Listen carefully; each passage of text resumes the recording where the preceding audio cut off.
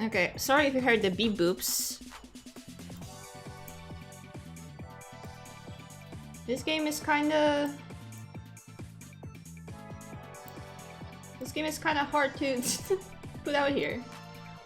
But hi everyone! Okay, first of all, thank you Lychee Stew for the follow. Very much appreciated. Hello to my sweet mods. Hi Mipi, hi Harmony, hi Tori.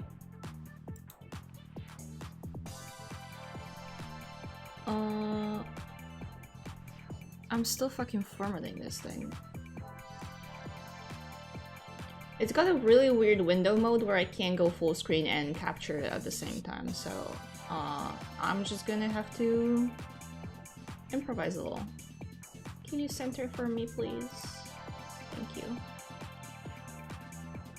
Anyway, we are going to be locally sourced growing a new grandpa for me. All my other grandpas are dead, so like I need this. I just know this game is it's kind of wacky, kind of weird. My kind of vibe, so we're gonna do a quick little short little stream. I don't think this game is super long. Can you guys stop fucking fighting? Guys, you can't fill this chat with negative energy as I'm growing my grandpa. That's not... He can thrive in this environment that you're creating right now. And I appreciate it very much. He's gonna learn hatred and malice and death, and what's that gonna do for me? I want a caring, nurturing grandpa, okay? I want a kind guy. By the way, if any friends want to hang out for when I grow my grandpa, feel free to hop into VC, as per usual. I'm gonna cut the monkey music. Is there a fucking motorcycle outside? Dude. We're doing a miikpal stream. Grow up. Before the game launched fully, there were 2 warnings that I think are probably worth mentioning. First is a photosensitivity warning. No, I don't want an evil. We have Dyson. Dyson is evil. Grandpa... Grandpa must be kind, okay? Please. Let me have this one thing. Oh my god! Hi, Luca!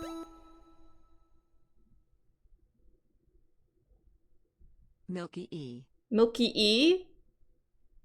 That's me. Luca, thank you so much for subbing for 9 months. That's so sweet of you. You're on your way to being a non-binary carton of milk, dude. Good job. Love you so much. Kissing you on the head. He's so evil. Have you seen the grip he has on the basketball? We've been over this. But anyway, yeah, content warnings. This is technically a horror game. So, you know, that kind of vibe is always present. You know what to expect, more or less. Photosensitivity warning. You know, flashes maybe a little bit. I don't think too much, but there was like a light, you know, some things might put an eye strain or whatever. And body horror and gore elements. I don't, from what I've seen, not like really like bad explicit stuff, but you know, something you'd expect from a horror game again. So this is your first warning. Yeah, it almost sounds like it's a horror game, right? What the? You'd think it had puppies and bunnies and shit, but no.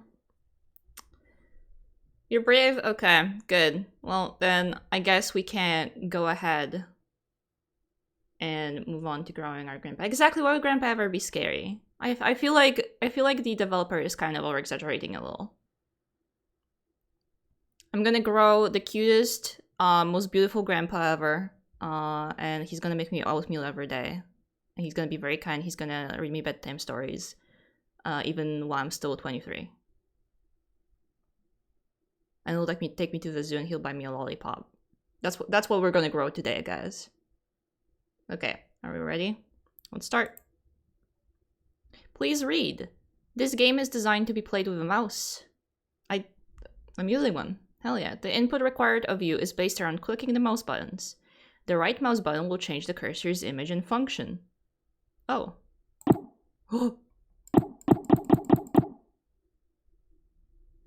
That's exactly like real life. Only when pointing, indicated by the extended index finger, can you, the player, interact with certain menu buttons and prompts. Please click below, in the pointing mode, to continue. I wanna grab it. I like the noises a lot. Okay. The second cursor mode is indicated by the cursor's image featuring a hand extending all fingers. Like this.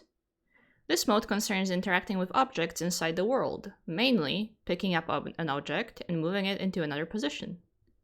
To continue, please pick up the piece of trash on the right and place it in the trash can on the left. Oh. Remember, the right mouse button will change the cursor's mode, but when holding something, the mode cannot be changed until the cursor is not holding something. Oh, oh that's a bad noise. Ugh. That makes me feel like I've been hit. Ugh. Okay. That's it. There will be many situations. I feel like I've been struck. Oh my god, Claw! Hi, welcome. Thank you for the raid, Claw. What were you playing? I hope you had a good time. We're gonna be growing grandpa today. That's it. There will be many situations in growing my grandpa that will require you to pick things up, place things, grab things, or give things. So many options. Don't be afraid to experiment and keep an open mind about using your hand. Slime Rancher, that's so fun. Well, my grandpa. I don't have any right now, so I'm growing a new one. Please click the button below to continue.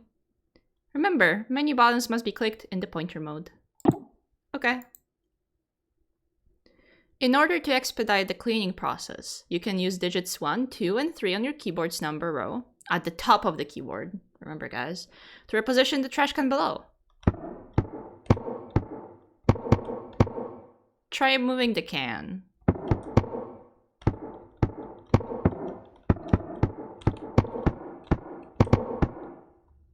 I like this. I like the sounds of this.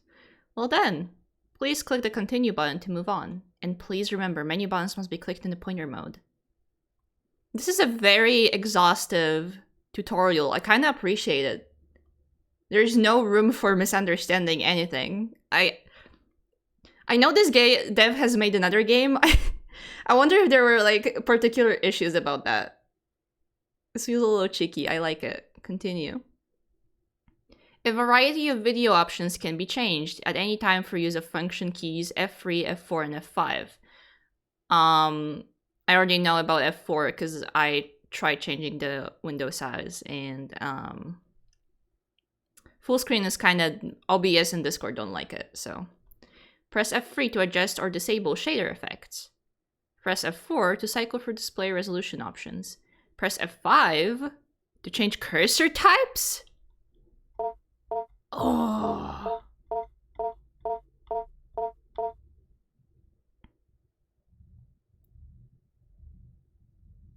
You can have a void hand?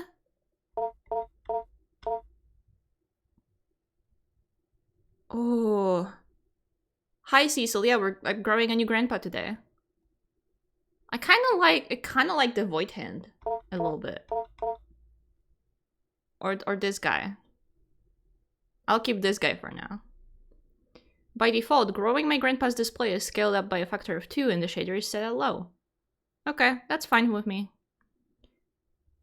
Hovering over the small question mark in the top right provides an overlay related to available configuration options. Try hovering over it. This will be available at all times during the game. How helpful! Yes, that's it! I feel very appreciated by this tutorial. That's very sweet. Thus ends the tutorial. I hope you enjoy entry number 2 in the game's Secret Games Growing My Grandpa. Infinite thanks to my patrons for believing in me and my work, James. Aw, how sweet. I'm sure I'll enjoy it. Okay guys, let's make a grandpa. I'm so excited. By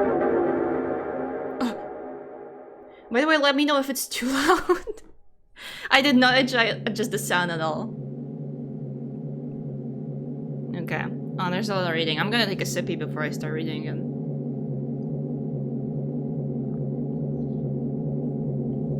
I excused Adrienne during music class today and spoke with her about her recent string of demerits. Oh, that's kind of loud. Okay, I can already tell that's kind of loud. Where's Mixer? Come here. I'm just gonna bump that down a little bit.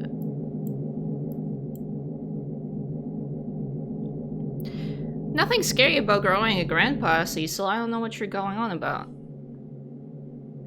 We're gonna grow a beautiful, cute little nice grandpa. And spoke with her about her recent string of demerits. It was our first time meeting outside of our quarterly evaluations, and I believe it went well. I can certainly understand Mrs. Richardson's classroom observations concerning Adrian's emotional state. She was, of course, intensely shy when we first met. As I understand it, she is similarly withdrawn in her classroom activities, and only speaks or acts when she absolutely must. Some things she simply will not do. What is wrong with my throat today? Instead of participating in mandatory group activities, she will sit alone and accept that she will receive a demerit. I kinda get that. Before the meeting, I read Mrs. Richardson's parent-teacher report, which allowed me to estimate some about Adrian's home life. The parents are well-educated and come from a prestigious background, but they lack time to properly nurture Adrian. She is often alone, and when she is not, the parents seem to not understand the importance of warmth and affirmation when dealing with someone so young. Amen, brother, I've been there. Having two parents of this reserved and icy temperament exacts an inhibition in a child. The child's imagination is subdued, but only ostensibly, for it eventually finds its way into regular life. I surmised that I would be able to reach out to Adrienne by way of make-believe. Oh, Adrian, you look kind of fucked up. I'm sorry to say this, but... That's one hell of a kid, is what I mean. How are you liking your new house? You've told me you still live close by, but it still can be a big adjustment. And your room, and new school? The basement. I like that. The basement? Yeah, well, there's a lot of cool stuff. Mom and Dad sent me down there. Your mom and dad made you go? Yeah, but there's lots of cool stuff. Well, that's not why they sent me down there, though. Why did they send you down there? Fighting. They were fighting. Shouting. I came in to help, and they shouted at me. They said, go clean up downstairs. So, I went. That sounds tough. Do they fight a lot? No, well, they, It's alright, Adrian. Maybe you can tell me more about the basement instead? Okay, well, it was weird at first, the stuff down there. But cool. I found something living, sort of. That's very interesting, Adrian. Please tell me more. I'm sure nothing bad. By indulging in her fantasies and stories, I was able to glean more of an understanding of Adrian's anxiety surrounding her home and parents. The symbols of Adrian's story seem to carry their own traumatic weight, and her exploration of the basement may very well be a vehicle for the conveyance of her anxiety. Whatever might come of our next meeting, whatever she will engage in similar make-believe, I will set down her story here. Adrian's story begins with her delving into the basement with a trash receptacle, and the goal of cleaning up. She discovered one of the walls was covered in plastic bags. She went to investigate, intent on tearing away whatever they covered.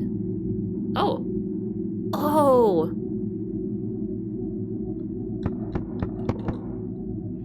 Okay.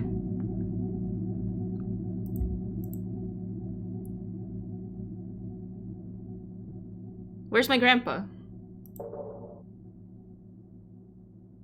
Okay, and I can back out. I see. Well, oh right, I gotta grab. There we go. Cleaning up. Upon removing the plastic trash bags from the wall, she noticed their interior lining was covered in glass. I hear tapping. That's nice. Like a window, I offered. No, she said. Like a mirror. Oh. Hi Bob, we just started growing him. Well, we haven't found him, but we're gonna find him and grow him. Reflecting inward towards the animal they covered. Grandpa's not an animal. I gently asked her what exactly this animal was. Here is where the material reality of the story took a turn for the explicitly fantastic and imaginary. Oh. Hi. Now that's a creature. Upon her discovery of it, at her gaze, it grew or extended, its shaggy-haired self. Hair like the fur of a dog? I offered. No, she said. Not the fur of a dog, nor the hair on her head. It grew out towards her, the animal's hair, reaching out. It was hard, standing almost straight, like the hair on a brush. A bristle? I offered. Yes, she said. She was very afraid at first, but then very curious. I asked her what else was in the room. More things hidden away, she said, things of Grandpa's as well. First she found a hidden passage under the stairs. Inside were strange dolls, magic objects, naked, faceless figures. I heard these cryptic utterances and merely nodded. In order to keep the game of make-believe going, I only pressed for details where I thought necessary. The faceless dolls could be simple metaphor for the anonymity she feels in her own home. The hidden passage, I am unsure of what to make of that. The revealing of the concealed seems to be thematic in her fantasy. The door under the stairs is but one example. Can I touch? Can I pet? I want to pet. I want to pet Grandpa. Maybe that's not Grandpa. Oh well. This is a... apparently. Let's see. What do we have here?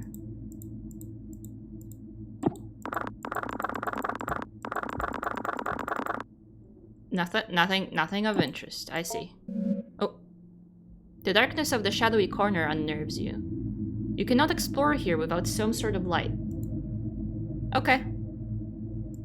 I understand that. I've been a kid before. What's this?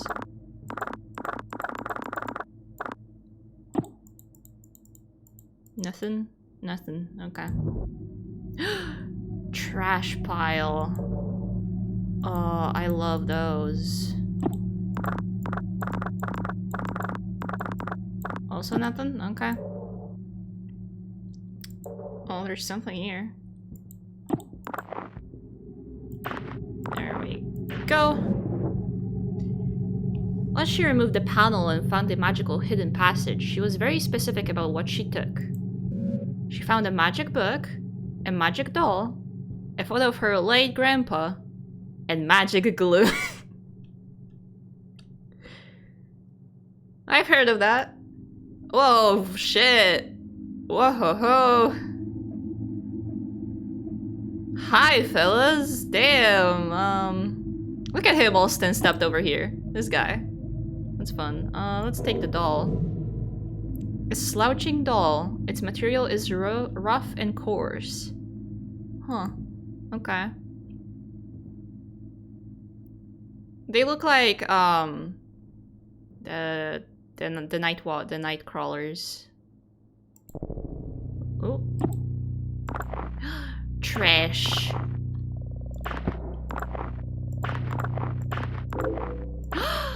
Glue! All-purpose glue. Nice. Let's get you out of here. Oh. That's a lot of stuff. Okay. Let's clean you up. All clean! This space will not be dirty again until next week. How sweet. That's exactly how it works in real life and why I hate cleaning. Okay, what's this? Oh god!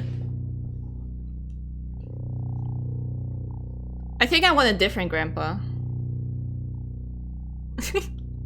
A photo of your late grandfather. Okay, read now. Mr. PhD! On the reverse side of the photograph, there is more text. Good luck on your trip to the Urals. Stay warm. Why the fuck were you in the Urals? Damn it, Grandpa. What's this? Eurasian steppe shamanism and the fusiform gyrus, an interdisciplinary study in sympathetic magic. A dissertation, Jacob Hart. Hello.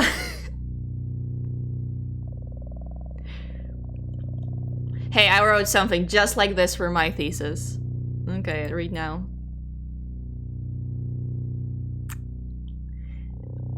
Yes, around there. More or less. Like the book implies, you know, Eurasia. The impetus of this research was the recognition of a particular pattern in fragments of documents relating to magic and magical religious practices. Oh boy. Hi, Mato. No, we just started. We haven't even started growing him yet. You're fine. I'm reading right now. I'm doing research on Grandpa growing. Numerous sources were drawn from. Commentaries on laws relating to the banning of sorcery and necromancy. Always fun. Compilations of folk charms relating to love spells. Also fun. Hagiographs? Of saints and their encounters with the devils? Look, listen, I'm not... English is not my first language. If I mispronounce anything, this is like scientific jargon as well. I know. Bear with me. This sucks. The list spans many centuries and a great distance, from the Levant to the Khazar Khaganate, to the border of the modern nation-states of Russia and the Kazakhstan today. Okay. From this paper trail arose a consistent account about a certain form of magic relating to the binding of demons to a sorcerer's will. Okay, a demon called the Heaven of Needles, or the Angel of Needles. Surely, nah, that doesn't relate to us though. Was known to be kept best by shamanic keepers or wards who suffer from phase blindness, prosopagnosia, whether by birth or through developmental causes like a stroke or head injury. It was known to be extremely effective but terribly dangerous, so much so that it became outlawed several times and was generally a popular scapegoat relating to unexpected death.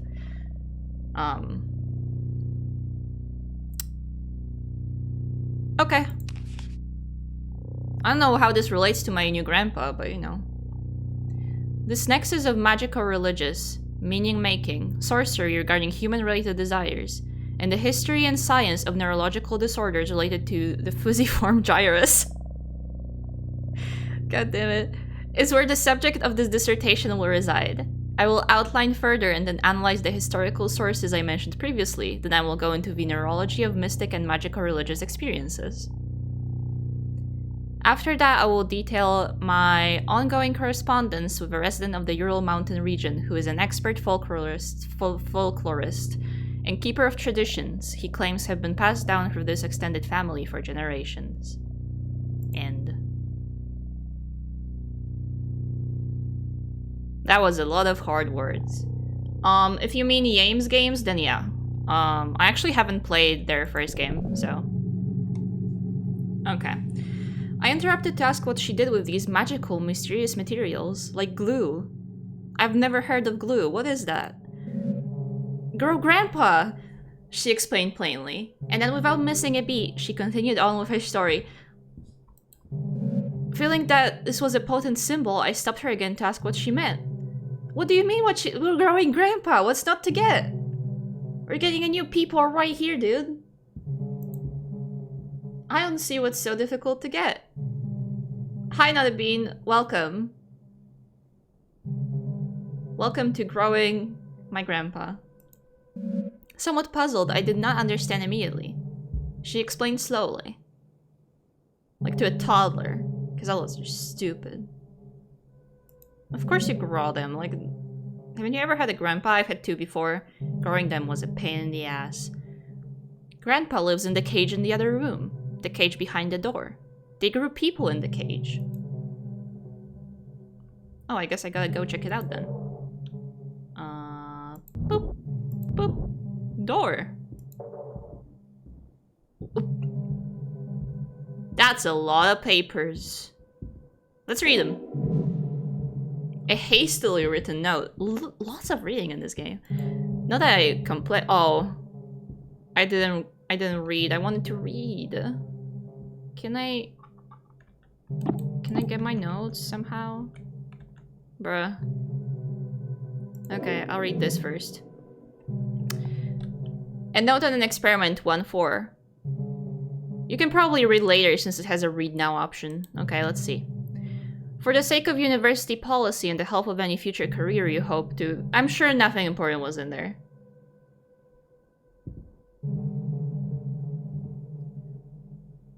That is very smart. Good job.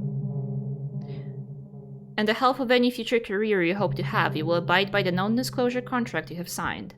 Do not break the anthropodic vacuum without my prior consultation and approval. And any anthropoidic forms brought into the enclosure area must not be left unattended. When not in dormancy, the sample will attempt to take anthropoid shells. Please see shell notes for more on that. Okay. What's this?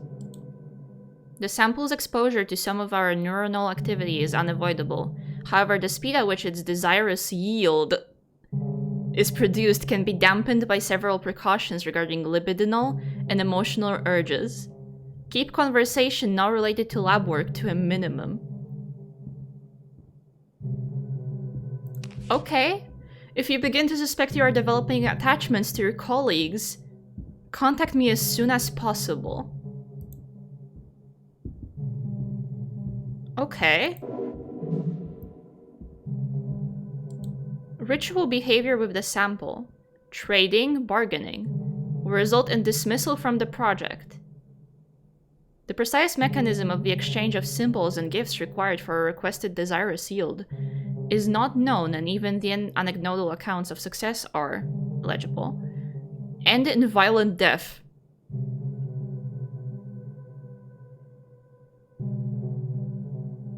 Okay.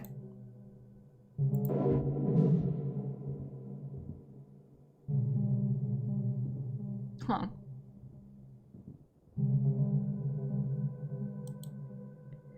Regarding growth cycles, every time Whiskers regenerates and leaves dormancy, it is to be logged as a new propagation.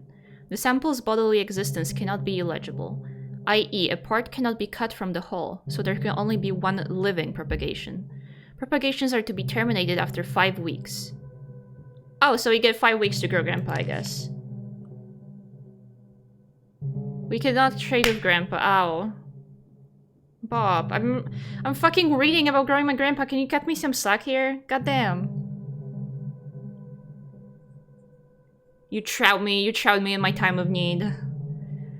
Any further development puts us at risk. Termination procedures will be posted and followed with extreme care. With all that out of the way, I want to welcome you to the project. I look forward to working with you. Thanks, man. I'm 5. Let's go in. Beyond the door, in the room, the cage was hidden, concealed in another cloak of inward-facing mirrors. Oh. A hidden cage lined with mirrors. It is strange, almost poetic, the elaborate fantasy of self-reflection, concealment, captivity.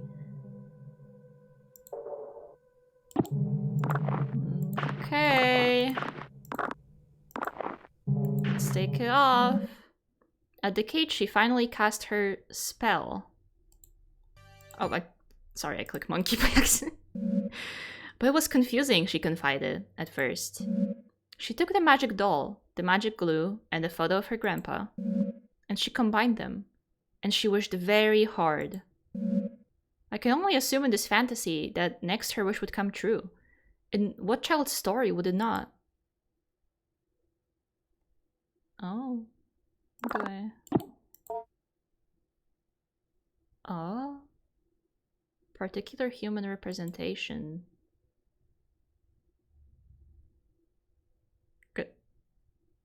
Grandpa? I mean, again, that's what we're here for, right? Generic human figure. I mean, fuck yeah. Arts and crafts, baby. Yay, Grandpa! Okay, guys, thanks for tuning in. We did it. I've created new life. Or a tangible symbol of intention and desire. She put Grandpa in the cage, assuming that was part of the ritual. She was not clear on how it worked. Now, this is loud in my ears. What precise instructions she could glean from her grandfather's magic book was complicated by her reading comprehension. Yeah, she's like 7. Cut her some slack, she's doing her best. She wished with all her heart, and then she told me she waited a while for something, anything to happen. And after that time, she began to cry. I cried really hard, she said. I wanted Grandpa to be back. I wanted my parents to stop being so mean. And it hurt me. It hurt me wish for Grandpa to come back, for my parents to be different. I could feel it through the walls, and it felt me through the air. I asked her what exactly she meant. She could only repeat what she said. By this time, lunch was almost over. I said goodbye to Adrian, and she left to rejoin her class. I was left to consider our conversation. I believe the storytelling strategy I have employed was not unfruitful, but I must probe deeper if I can. Although I can be sure of nothing I interpret, the impressions I get may begin to help me get an idea of the right questions to ask. Oh. Knowledge you acquired this week has given you access to certain topics or keywords you can discuss with Grandpa. We can talk with Grandpa! You've gained a conversation topic wish. Consider discussing this when Grandpa emerges. Emerges? What do you mean emerges? We have also gained the following keyword. Shell. Consider discussing this with Grandpa. Okay, I will. Thanks, man. Guys, I can't wait to talk with Grandpa. I'm gonna take a sippy. That was a lot of reading. It's making me do hard words.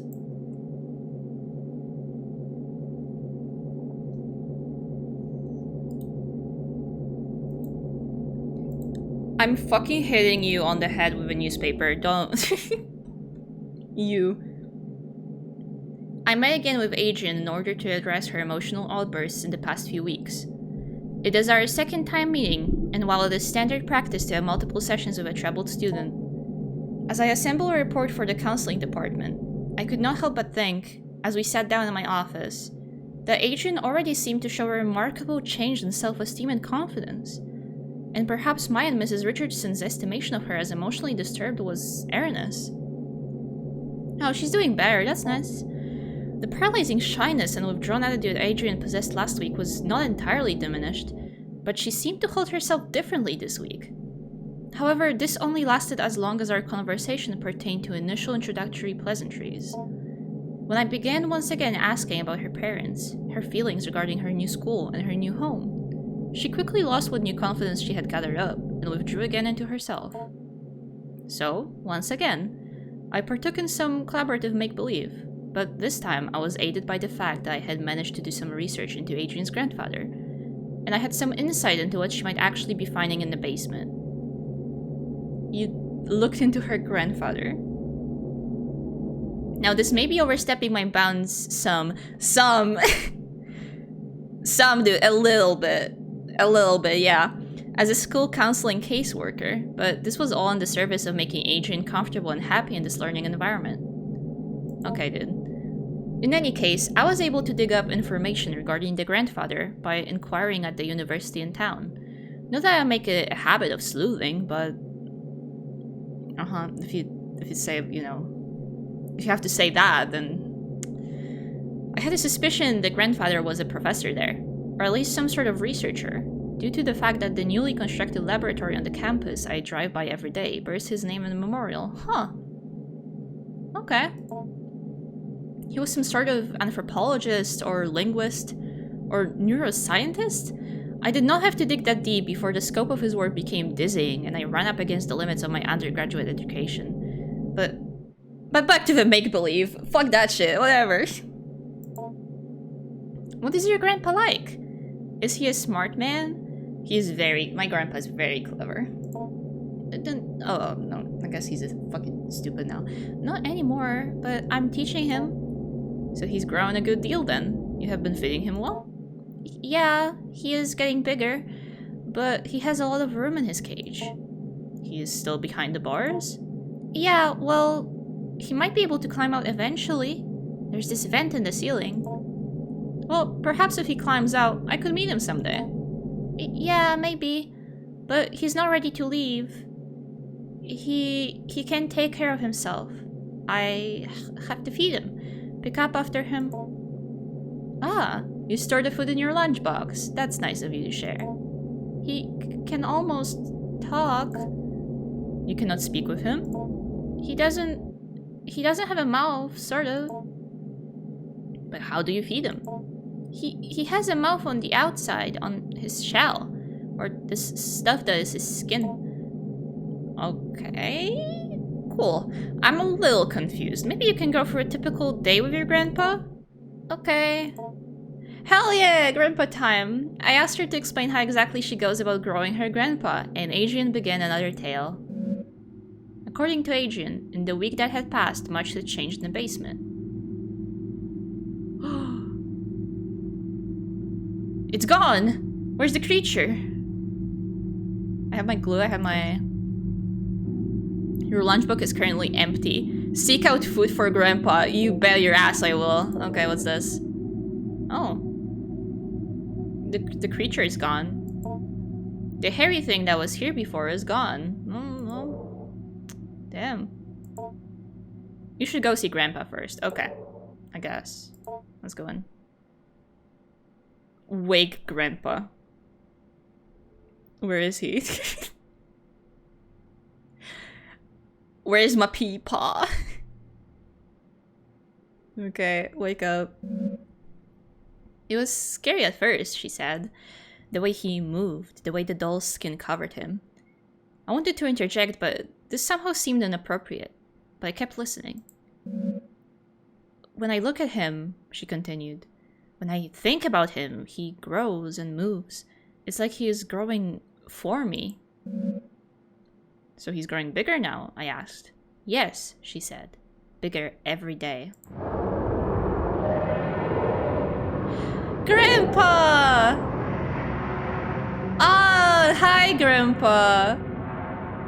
Looking cute today. There he is. Guys, I did a good job, right? It's a good grandpa right there. This begins the actual growing part of growing our grandpa. Beneath the doll's burlap skin, the follicles knit together what resembles a proper person, your grandpa.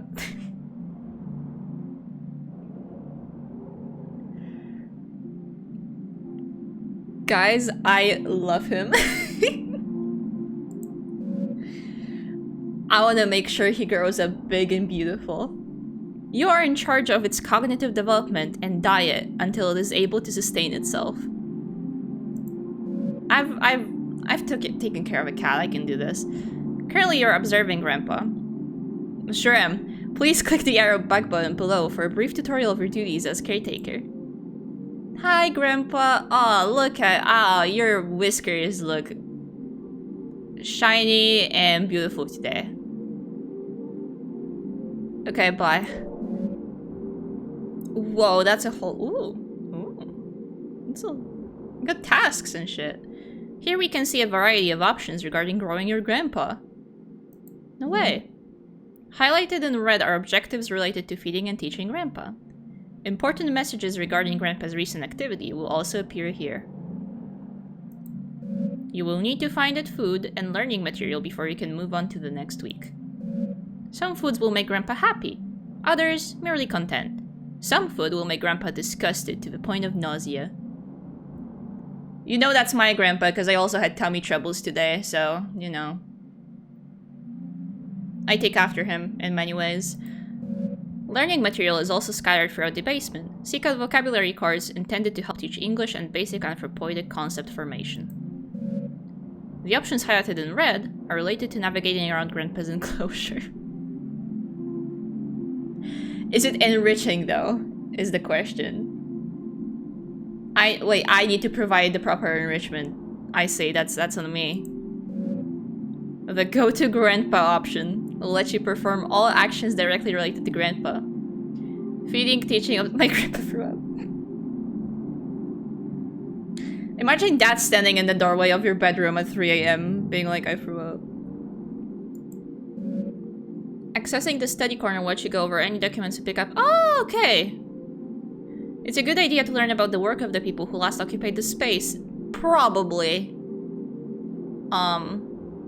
Okay, I'll read the hastily written note then, because I missed that. Accessing the kitchen corner will let you search for food in the old refrigerator and prepare food for Grandpa if need be. Oh, we got to do cooking? This has Cooking Mama in it? I like this game. The help button will replay this tutorial. I won't be clicking that. The save game button will save your current progress. You can only have one save file at a time, so if you have saved data, you will be asked if it's okay to overwrite it. Exiting and relaunching the game will allow you to load your save from the main menu by clicking the continue button. More buttons may or may not appear, depending on your development of Grandpa, so watch out for them. Okay, thank you. One final note. Take care to explore the basement at your leisure. However, due to the entropic nature of clutter and trash, different weeks may allow you to find things you had not previously discovered. Oh, okay. Good luck! Thank you! First of all, game saved. Thank you. I'm gonna go to the study corner and look over documents. Where is it? There it is. I would like to read it. Okay, we're gonna be cleaning a lot. Hi Ben, I just started. I'll show you Grandpa in a second. Okay. I have repeatedly called your homes to no avail, and so I am forced to leave this here for you all. I found William sitting in the corner of the enclosure area, seeming severely concussed. Whiskers was gone, in none of its usual hiding places. I immediately suspected the worst. The project thus must be suspended for now.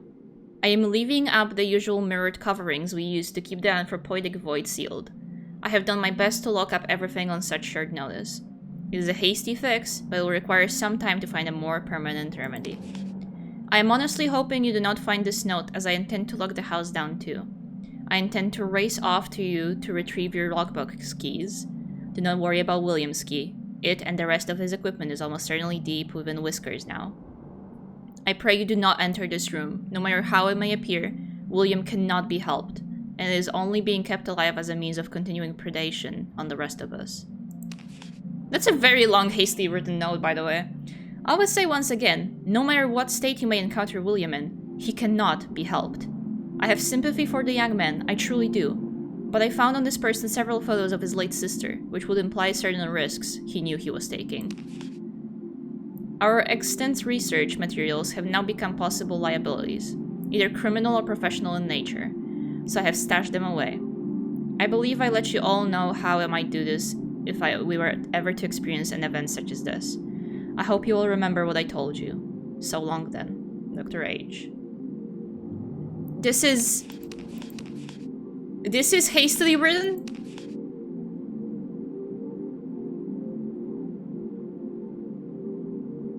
My hastily written notes are like food fridge or trash throw out, you know? Damn. Okay, well. Let's do some snooping, guys. How about that? Oh wait, actually. No, I wanted to show Ben Grandpa. Go to Grandpa. Hi, Grandpa. Observe.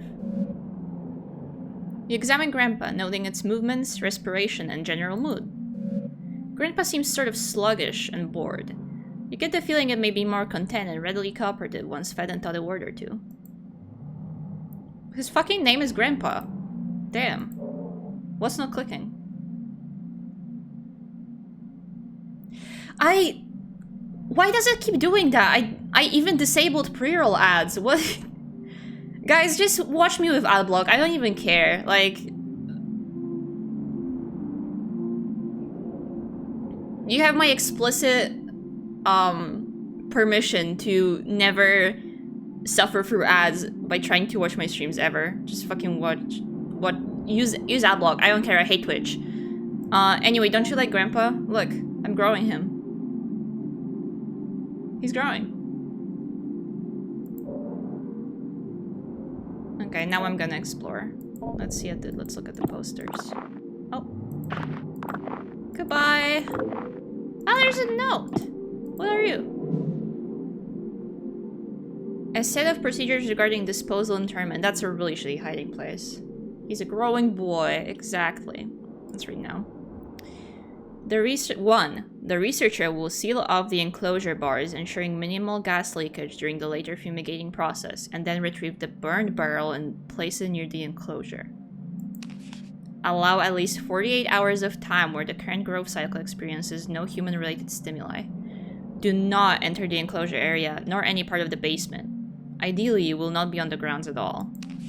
After 48 hours, 2 researchers will enter the basement wearing their assigned mirror mask, mirror apron, and power air purifying respirator. The researcher will use the vent system to fumigate the enclosure area. Wait 30 minutes and then use the fan system to ventilate the enclosure. Keep the fans running during steps 3 through 4. Re-enter the enclosure area wearing your assigned mirror masks and aprons. The organism may or may not be in complete dormancy. If it is not in full dormancy, be assured that its capacity to act against you will be greatly diminished. With your assigned power drills, quickly remove any enclosure bars needed to access the organism. Put them aside later for reinstallation. What the fuck? Put the organism into the burn bar. What? Huh? You grew him and you burned him? Why? That's my grandpa. Incinerate the organism thoroughly. Wait for any smoke to be properly cleared by the fan system. Turn off the fans. One researcher will retrieve the nucleus. Isn't that really small? How would you find that? From the ash and place it in the mirror box. I don't want to burn Grandpa. I don't want to take his nucleus. That's his. Like, fucking... Come on. The other researcher will sift through the ash and place any other substantial remains in the biohazard bin in the room outside of the enclosure area. The bin is locked for safety purposes. The code is 323245. Where's a piece of paper? Oh, there it is. 323245 bin. Okay. Thanks. The researchers will fill out a termination form and leave it for Dr. Hart. Oh! I think that's who wrote the note. Oops. You have gained a conversation topic, biohazard bin. Consider discussing this with Grandpa and I'm sure Grandpa will love talking about this. Okay. Is this everything? I think this is everything. Okay. Let's see. Oh. Damn, it's dirty in here. Whether that was like whoa. What are those?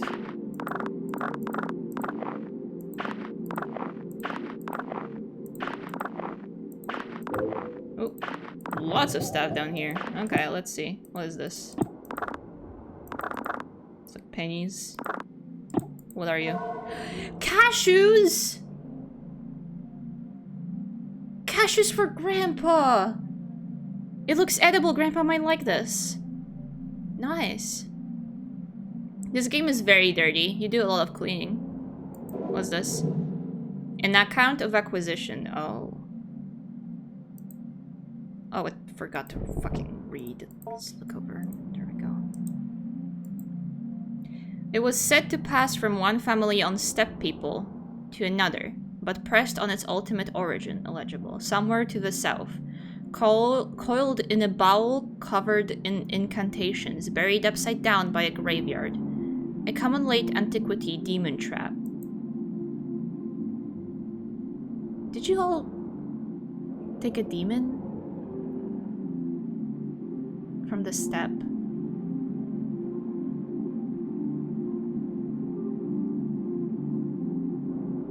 Hey, like, researchers are the dumbest people on the planet. And I say that as someone in, like, a educational field. The keeper, an elderly man in failing health, was ready to expound on about the dangers of the organism. When I asked more pointed questions about the history of its acquisition, I was given curt responses that had a way of circling back to vague warnings. Okay. I love Demon Grandpa though, so... Well, listen, if it gets me a new grandpa, I'm not gonna complain too much. I've been, living through a grandpa shortage for way too long. Okay. Only one thing. What's this? Vocabulary card Grandpa! Teach Grandpa this word to read the notes of past educators. Oh! Okay, we can teach Grandpa a word. But I think we gotta find more food for people.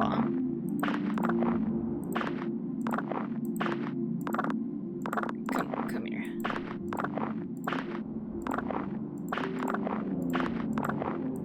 Oh, is there a secret compartment? Oh yeah, there was a fabric. I thought that was it. It looked like the things on the door earlier. You remove the taped down fabric to reveal the cabinet's wooden bottom. Honestly, cashews are like the best nuts. You can fight me on that, but they're like incredible. Also kind of a fancy nut to be leaving like a handful of somewhere, you know? Oh, stuff. A note regarding cleanup procedures. They taste like joy and happiness. I would like to read now. To my colleagues, I don't mean to be overly severe in tone, but Dr. Hart's work is very important and the material we're working with is potentially very dangerous.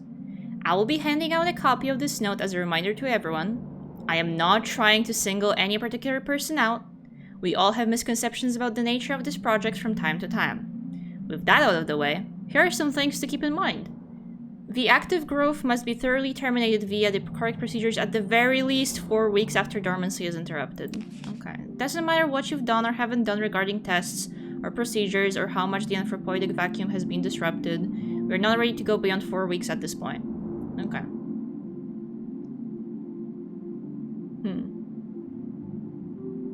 No, I've never doubted Grandpa before in my life.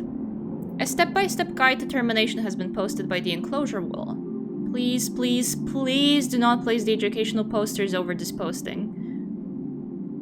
I think they did. Dude, sorry. I found them though. 2. Do not disrupt the anthropoidic vacuum without Dr. Hart's prior consultation and approval. In case of any emergency where the vacuum is disrupted, put on your equipment and begin the lockdown procedure. Make an extensive note of when and how the breach occurred. If you find the habitat empty, page Dr. Hart immediately, but do not attempt to speak with anyone else. This thing can get very smart. I'm sure you're all well aware of from the stories we heard on our acquisition trip. The greatest caution should be used when dealing with a potential aggressive mimicry scenario.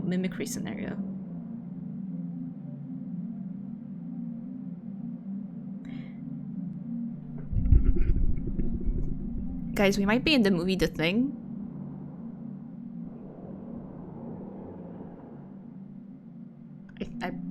I think. Maybe a little bit. Maybe a little bit. Please stick me out if you have any more questions. What about this? Sample exoskeletons.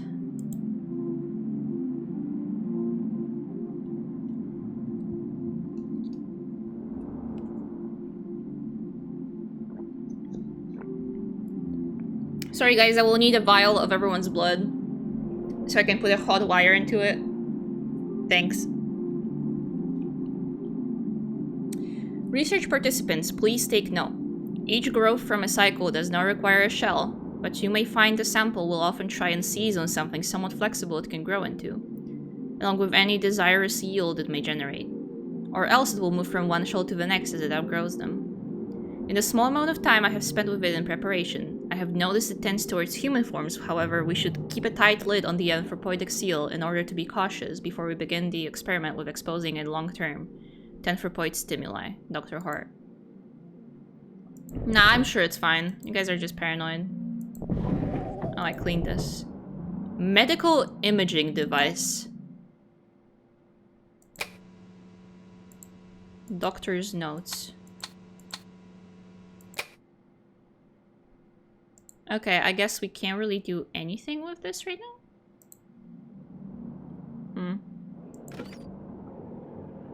A small handful of dusty cashews. Okay, so we did that. Let's go to the kitchen corner.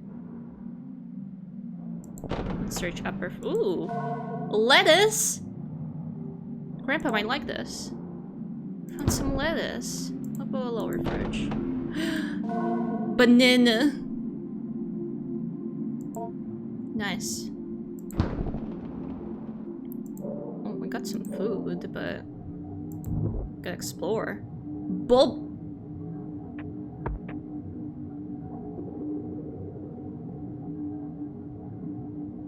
Bulbous growth? I'm sure that something appears to be growing from the wall. You take a closer look. That sure is a bulbous growth. Man, they weren't kidding. That growth can bulbous. A pulsating sac. The slimy membrane that is its skin seems to contain something. How? Yeah, like pus. What? It might be able to be opened with a blade. Okay, sure. Let me clean.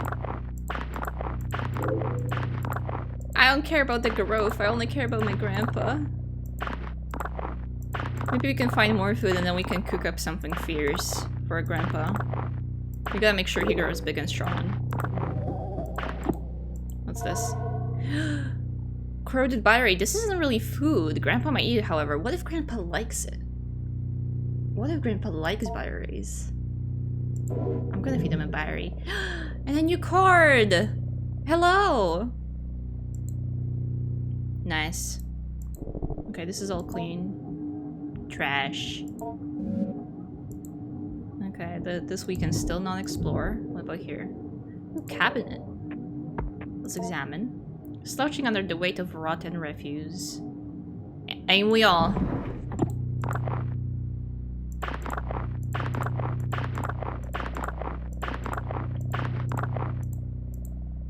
Put that shit in there. Get in. Dude, this place generates so much trash. What's this? Blueberries? Grandpa might like this. I'm sure he will. A bathtub jar. Oh. Turn that frown upside down, my man.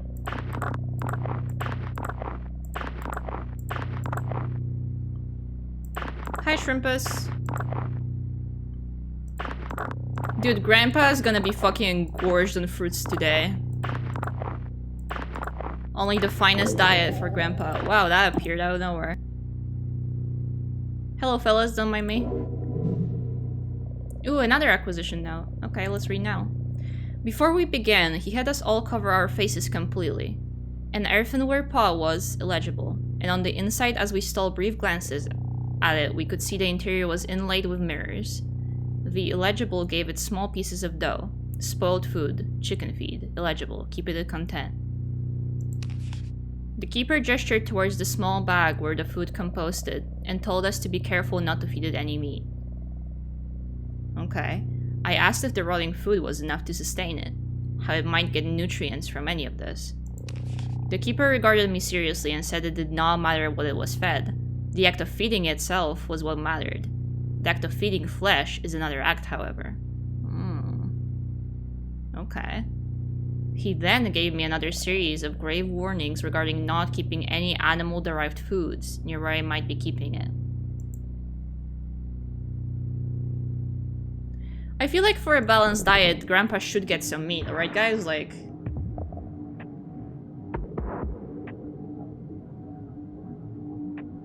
I don't know about you guys' grandpas, my grandpas loved sausage, for example. Oh. It's a key, or 2 keys even. Safety. Get it. 1951. Huh. Well, I don't have any food for this, so... Let's get back. Trash pile. Examine. Something about that painting looks strange. Really? Let's look at it. Oh! There we go. What's this? A folder full of radiographic images.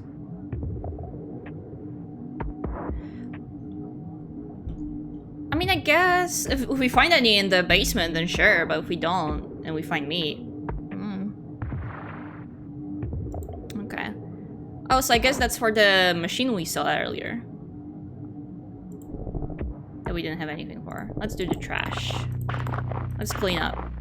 Grandpa, you've made a real fucking mess, dude.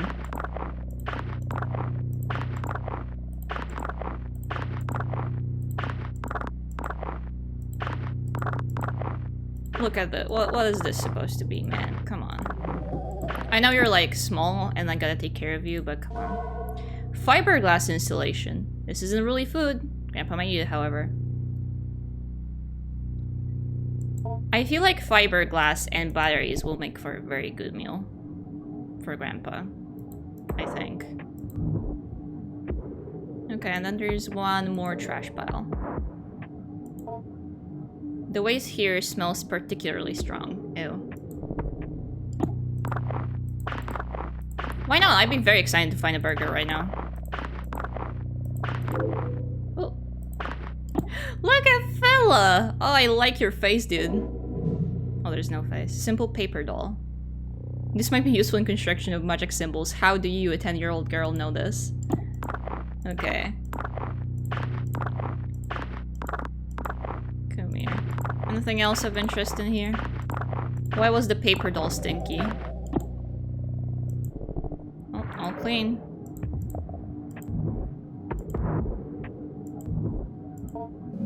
Alright, this is too dark.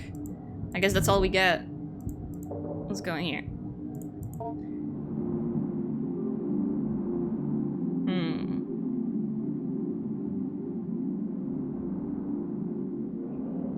Okay, let's go to kitchen corner first. I want to prepare some stuffed fruit or vegetable, unappealing item. Get a recipe. Banana. Oh! Guys, what do we feed Grandpa? Battery or fiberglass?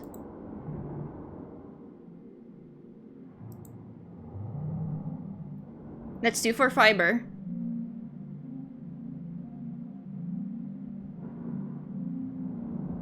Okay, I'll do fiber then. Conceal. The installation is concealed in the browning banana flesh. Do I have anything? Aw, I don't have anything else to conceal. Okay. And I'll go to study corner first. Does this? You slip the radiographic images you found onto the machine's display. Oh, there we go. Let's power this up. Oh.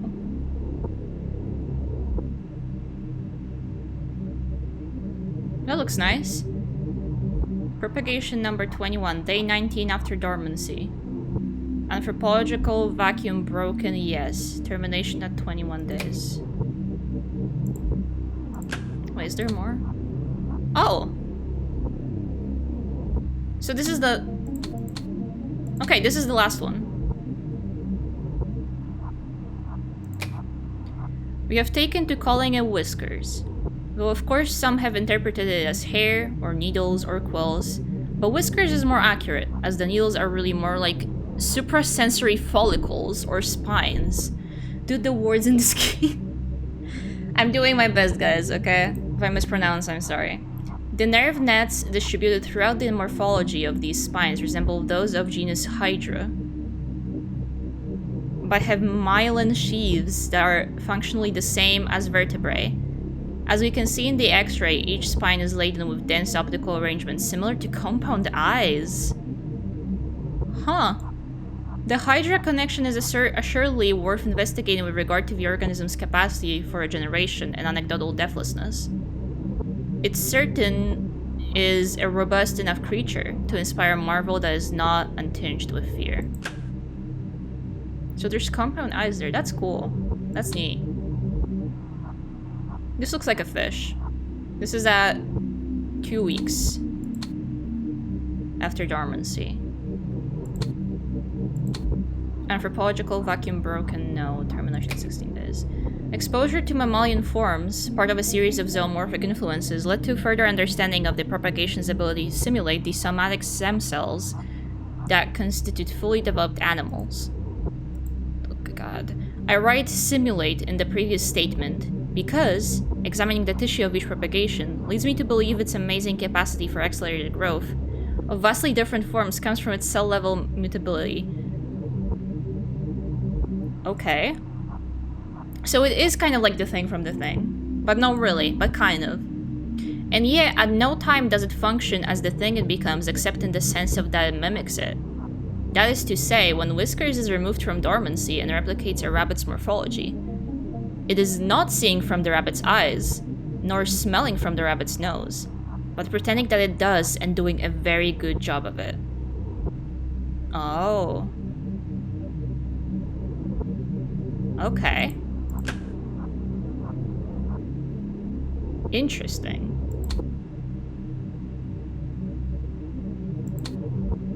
Location number 5, day 10 after dormancy. This radiograph was taken at or around growth cycle number 4. The strange thing about it was that the subject of the image was found nowhere near the enclosure. It's almost like a piece of whiskers fell off and scurried into the corner. That's... I love that my grandpa can do this, guys. I feel like we've learned a lot since then, but at the time I remember speaking about the morphology being weird, not really even resembling any extant zoomorphic structure, besides maybe a cuttlefish? Then I happened to open the thing up. I just happened to open it up, you know, just cut it, you know, as one does. Inside were all these little dead amoeba-like things, but they all sort of looked like they had faces. Faces that were just barely there. After I took the radiograph, I gathered it up and went to go through it in the biohazard bin. As I walked by the bars of the enclosure, I could hear Whiskers suddenly going wild, flopping around and grunting excitedly. Could it have smelled the cuttlefish thing? Would it eat its own production? I guess it's technically flesh. This is beyond the scope of the project, but it could be that without the stimulus of an active brain, or more specifically, a healthy and active brain capable of face recognition and theory of mind, Whiskers began to pull whatever it can from the limited data available to it. Again, this is not our focus at this time, but I left a note of Dr. Hart, just in case he wanted to take a look. Thanks, Shrimpus. I need that hydrate. I gotta take a sippy. That's so much reading.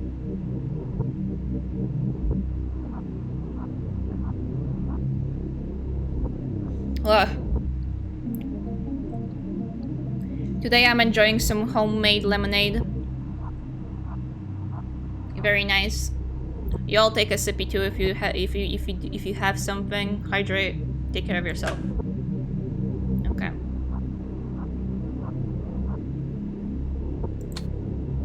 I'm sharing. Here you go. I'm putting. How many people are here? Like 9 straws in. Everyone can take some sippies. Okay, and this is the last propagation. That looks eerily like a human skull. Intriguing results with regard to mimic hypothesis.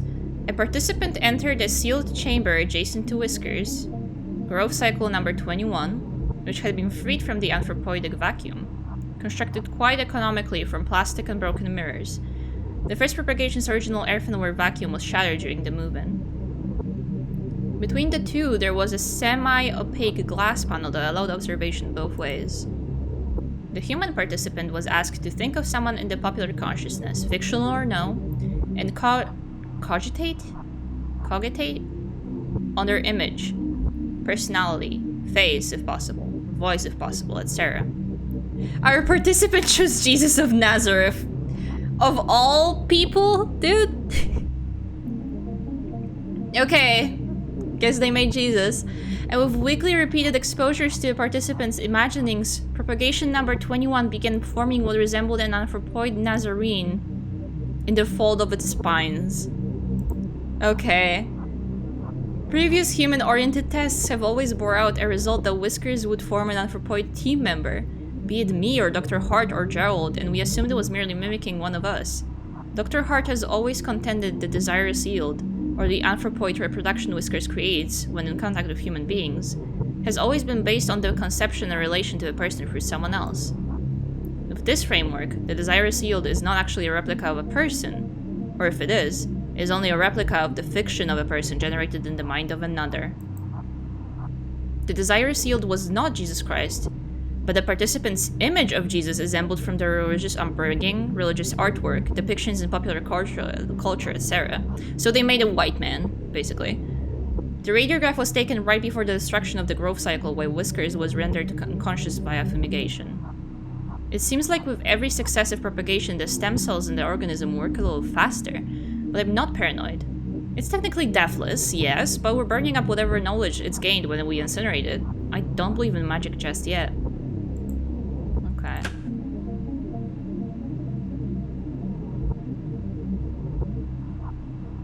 Looks remarkably human-like.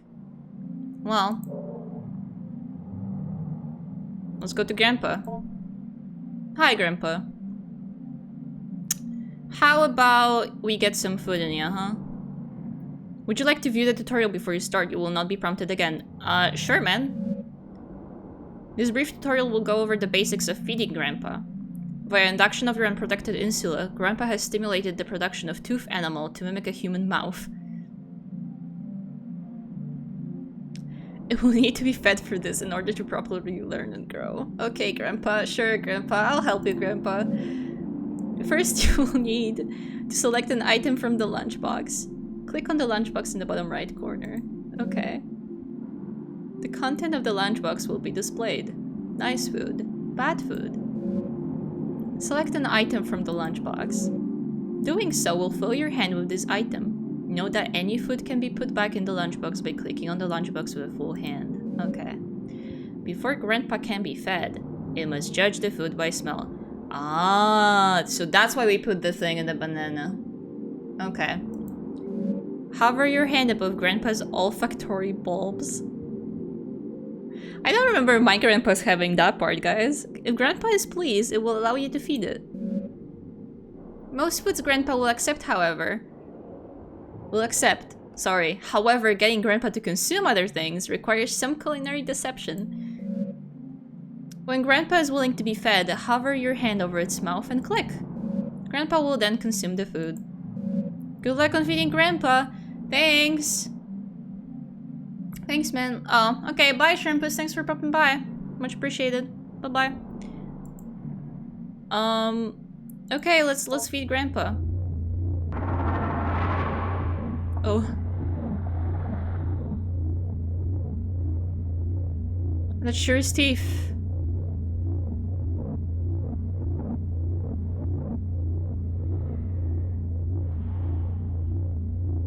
Oh, really? Well, see, I'm not very smart. I don't have teeth in my nose, though. How about we start with something nice? Huh? Look. Click on Grandpa's nostrils, left of its mouth a handful of food. Oh. Oh, we'll accept. Okay. Enjoy. Although quickly consumed, the meal seems to be causing some indigestion. Yeah, that's my grandpa. With a sudden lurch, Grandpa empties its stomach onto the floor. Aw, Grandpa, you made a mess. You made a mess, Grandpa. Okay, what do we feed him now? Because apparently he... fucker doesn't want the insulation. Cashews, lettuce, blueberries. Grandpa cashews? Okay, let's do Grandpa cashews. Smell? Seems indifferent, but will accept the meal. Okay. The meal appears to have been sufficient. There you go, Grandpa. Not so bad, is it? What about now? I think we need to feed him 2 things, so... I don't think he'll eat batteries. I can try. He will not eat. I think blueberries. Yeah, blueberries are nice. I like blueberries. Grandpa finds this palatable. There you go, Grandpa.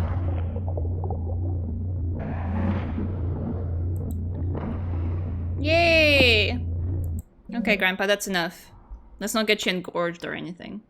You step away from the window set in the bars, and Grandpa silently slides back to its corner. Yay! We fed Grandpa! Okay, can I go to Grandpa?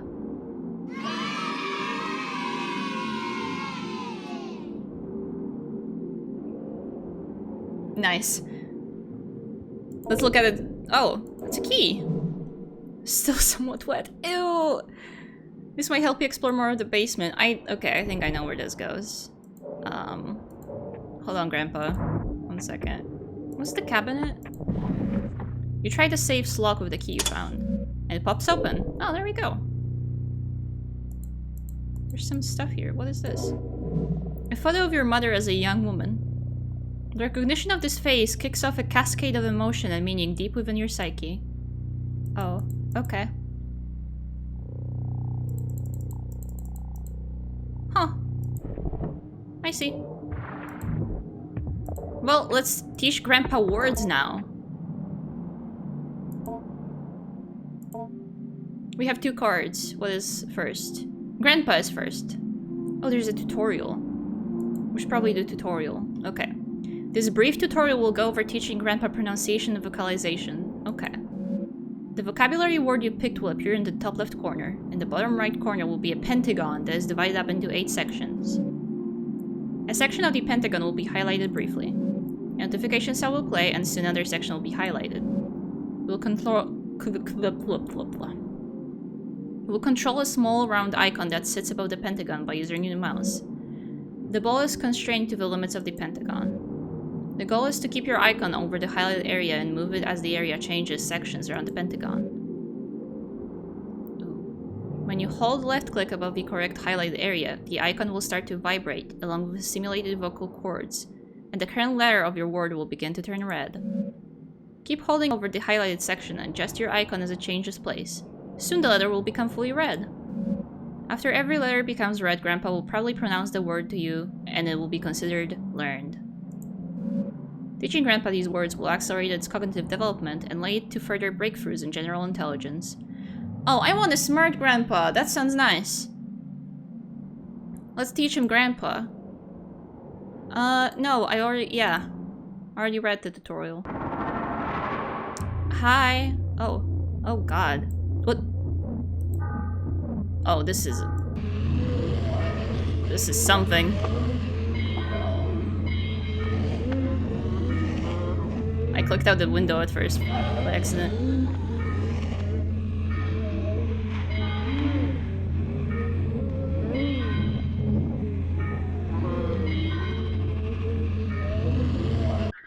Oh, there we go.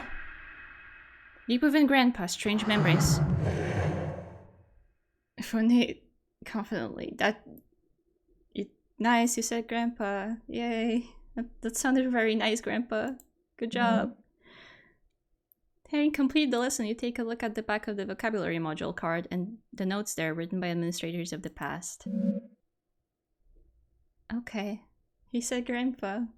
Yay. Grandpa, part of vocabulary and vocalization module E81 family.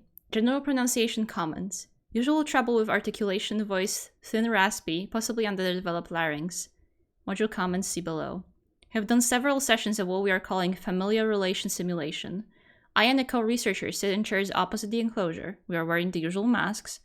And we begin to act out a scene, mostly through improvisation, that might roughly resemble a kitchen table conversation between an immediate family. Oh god, so much text. Repeated trials would reveal, although our simulated conversation was purposefully vague and unspecific regarding persons and identities, we would only address each other as a brother, father, sister, etc., etc. It soon became apparent that the encoded information and associations we unconsciously drawn upon when hearing and speaking these words was being picked up on by Whiskers and its psi-type field of reception interpretation of brain-mind events' semantic content. Hey, can I just take a little pause to appreciate how, like, carefully crafted the conception of this creature is? I really like the world building done around it, and the I feel like I could read. I feel like I'm reading a research paper, which I mean is the point, but the language of it is really nice too. It's very easy to get pulled into this game and story. It's really nice. I just wanted to take a little side note because this is really, I'm like amazed. Like, this is very well crafted. I really like this. My co-researcher William, oh, the one that was like fucked up, noticed this in a simulation where Whiskers was given a role as a sister and he as a brother. I was the father. Whiskers began responding to certain prompts with unusual specificity, as well as a general pattern and timbre of speech that continued with unusual consistency. Oh, because William had a dead sister, right? I think it was mentioned that they found him knocked out and he had a photo of his dead sister on him. Okay. As soon as the simulation ended and we left the enclosure area, William let me know that Whiskers was almost certainly drawing from encoded memories of his late sister. Ah, I remembered! I remember! Mapping out exactly what regions and centers of neural activity are intercepted by the psi-type field will take extensive neuroimagining that we do not have at this site. Currently, we only have less precise portable equipment. However, our experiences so far are eerily in line with folk knowledge and folk explanations regarding the being's access to desires. We can begin to infer it has access to certain portions of the limbic system and the ventral temporal cortex. Or it's a demon, you know. Or it's a demon, you know, and can actually, like, see your desire. Think of that. Loser. Piece of shit. You step away from the bars and store the module card at the document table. Okay. Well, I still need to teach Grandpa one more word. Give me it back here. I'm gonna teach Grandpa to say hello. There you go. Yes. Hey, Grandpa. This is great. Grandpa, you're doing so good. Your vocal cords are vibrating so nicely. You're doing such a good job, Grandpa. You can do it, Grandpa. You can do it, Grandpa. There we go.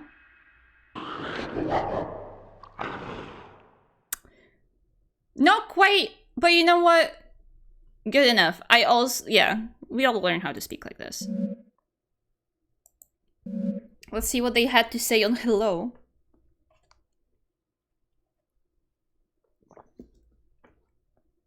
General pronunciation comments, sloppy articulation. Yeah, kinda. Module comments. We are already encountering some difficulty as Whisker's subjectivity is so much determined by a diverse and dynamic array of influences. It attempts to mimic the thoughts and desires it passively intercepts, and these imitations go on to structure the basis of its identity. Only later in Whisker's growth cycle does it begin to form an identity, or identities, that are coherent and capable of resembling a sane, rational human being when engaged in conversation. One must imagine how hard it would be to converse with someone who is not yet oriented in one particular way towards who or how they are, because they might have 20 different honest answers to those questions, of them mixed and muddled together. Because of this, we have started with the basics of conversation, greetings, partings, identifying one another, forming questions, etc., etc. It is fortunate Whisker's current growth, number 19 I believe, has developed a mostly accurate human mouth simulation. Hello was a bit of a challenge in the previous growth, as it had failed to develop an adequate organ to act as a human tongue. Yeah, that might have been a problem. Oh, well. Can I communicate with Grandpa? Grandpa accedes to your request. It approaches the bars and begins to unknit its skin. Okay, sure, Grandpa. Go ahead. The inner Grandpa. Oh, I love those. Was still not fully formed is revealed. It may be fruitful to speak with it, if it can respond. Oh! Oh! Oh, Grandpa, my boy!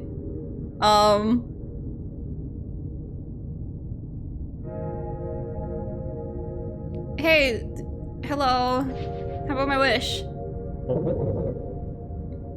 Oh, boy. I think we could put a button up on this. With a great deal of effort, Grandpa gurgles fragmented thoughts through its ill-formed lips. Mother.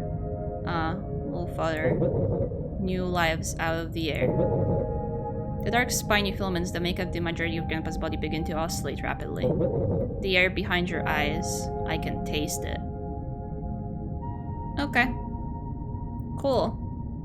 Yeah, I think if we put a little hat on him, a monocle, like a little bow tie, and a floral shirt, I think he'll be just fine. Maybe some suspenders. We love some suspenders action on the Grandpa, right? Let's ask about the shell, I guess.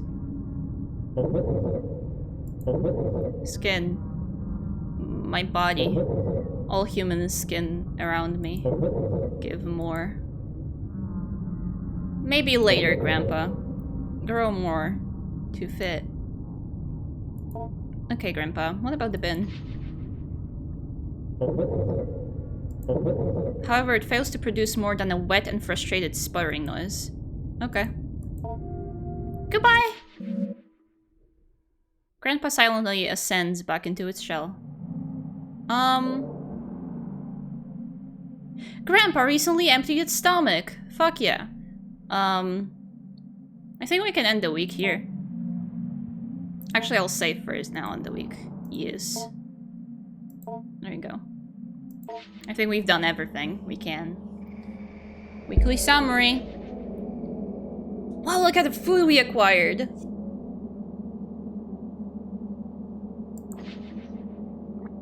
Shit ton of documents. Holy shit. Mom. Good lord. Oh, we get new conversation topics. Language, huh?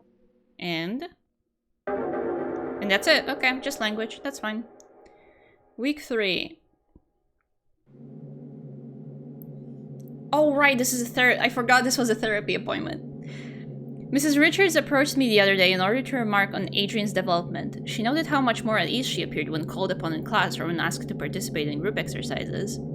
I told her I had seen this change happening as well, and that as much as I would like to take credit for it, I can only guess dimly at what might be reshaping her attitude. Mrs. Richards posited that it was perhaps Adrian's family moving into their grandfather's property that caused the change. Okay. It apparently is out in the country in a wooded area full of wide open space and far from the bustle and noise of the city. Did grandfather Dr. Jacob Hart? Wait, but that's the name of the doctor that was like spearheading this research. Oh boy. Uh-oh. Had jointly purchased the land with the university he was employed with and began constructing what he was intending to be a satellite campus for a burgeoning psychological anthropology program he had a hand in establishing. Only one building ever ended up being constructed after Dr. Hart died in a car accident when driving back from the property one day. Eerily, yet almost at the exact same time, a grad student who was assisting Dr. Hart on some sort of project at the property vanished without a trace. Oh, they mean William! Okay. The property sat in disuse for years, as it was tied up in legal battles between Dr. Hart's next of kin, the university, the vanished grad student's family, and other students Dr. Hart was working with. Eventually, the case was settled out of court. Only recently did the property fall into the possession of Adrian's mother. Obviously, I was not going to relate this whole tragic story to Adrian, who, for all I know, believes her grandpa to still be living in the basement of his home. Besides, I thought she might already know all of this. Perhaps the elaborate story she was constructing was her own way of escaping the morbid details of a life, or perhaps lives, cut short by the cruel force of fate and the cynical adults who squabbled in the aftermath. I determined perhaps the storytelling she was and continues to engage in should not be encouraged by me, at least not in the way I went about it before, where I made active inquiries into her strange fantasy of a semi-sentient ball of skin. When I saw Adrian, I did not bring up her grandpa or ask questions about his growth. Adrian could not stop talking about it, however. I had no choice but to weather her bizarre and enthusiastic effusions about her new best friend. Man. Adrian, maybe we can talk about something else? I'm not sure I'm following you exactly.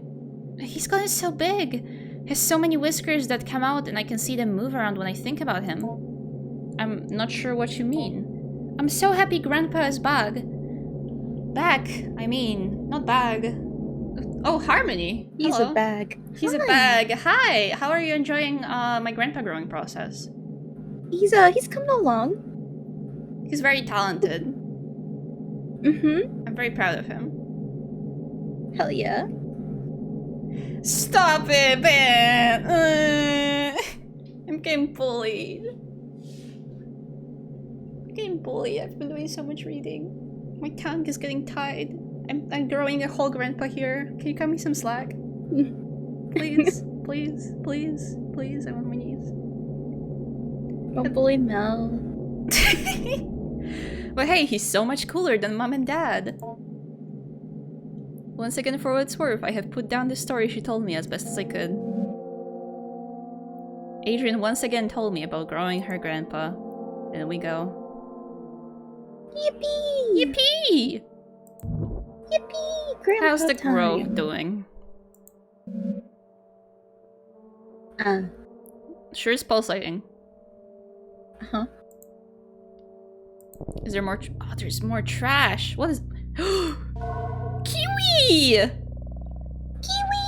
Kiwi! I love kiwis, dude. They're such a good fruit. Yeah? Yeah. I've mentioned this before, but kiwis are one of my favorite fruit simply because I eat them like an apple with the skin and all, and I love doing that in public to freak people out because they always think I'm like an insane person, and it pleases me greatly because it's like no fucking difference. Also, they taste good. I like sour shit. I like grapes. I like them more than candy. Grapes. I could go for a grape. Anyway, Grandpa might like this. Ugh. I didn't know growing a grandpa would require so much cleaning. Well, yeah, it's a lot of responsibility. He produces so much trash, dude.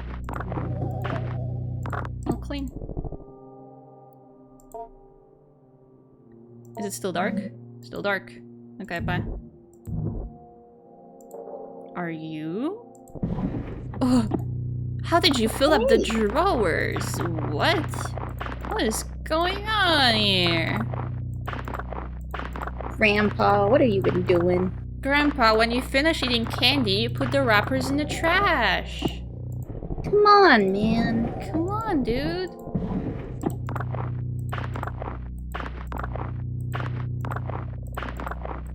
I feel like crunching on ice is like normal. I do that. I do that too. Is that not normal? Is that the normal? Is that not normal? Uh-oh. Harvard. Uh-oh. Oh no. Okay. There's something here. Do people not do that? Oh no. Oh no. Oopsie. Oh no. Oops. Uh-oh. Oh, new note. Ruh-roh. Apple? Potato. Oh, potato. Potato. Potato. We can make fries out of this for Grandpa. Amazing. Or maybe mashed potatoes? I'm not sure. Wait, Grandpa has teeth. I almost said I'm not sure if Grandpa has teeth, but I know he does. Life. Life. I can teach him to say that. Okay. Another trash pile here. Wait, there wasn't a bulbous growth here before. Oh, That's not good. hi. Hi, sir. Okay. Okay. Well, I won't worry Sounds- too bad about that. I'm sure it's fine. I'm sure it's fine. Yeah, trust the process. More pepper. What are you? Indecision. Okay. I sure know that one.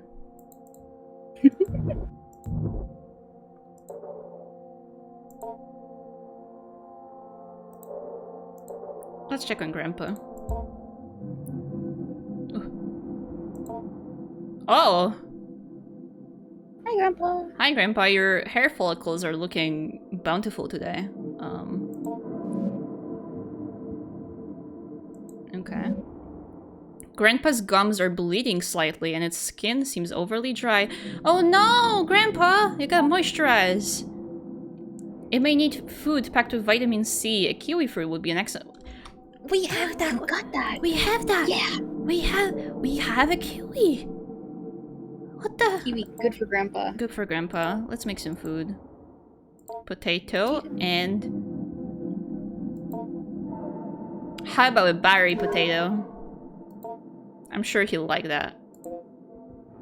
You're so smart. We're so We're so good at Grandpa. We're so good at Grandpa keeping. Okay, Grandpa, come here. Oh, you are right up in my. Hi. Hungry. He can smell the battery on me. It's like, oh, what you got there? Don't worry, brother. Let's get you some food. Mmm, yummy. Mmm. Battery. Mmm. Oh, you threw up. Oh. Aw, well, don't worry. I got some kiwi. Look, sniff, sniff. There we go. Eat some kiwi. I know you love it. It's good for you. How about some lettuce? Oh, okay. I was not very excited about it, but you know.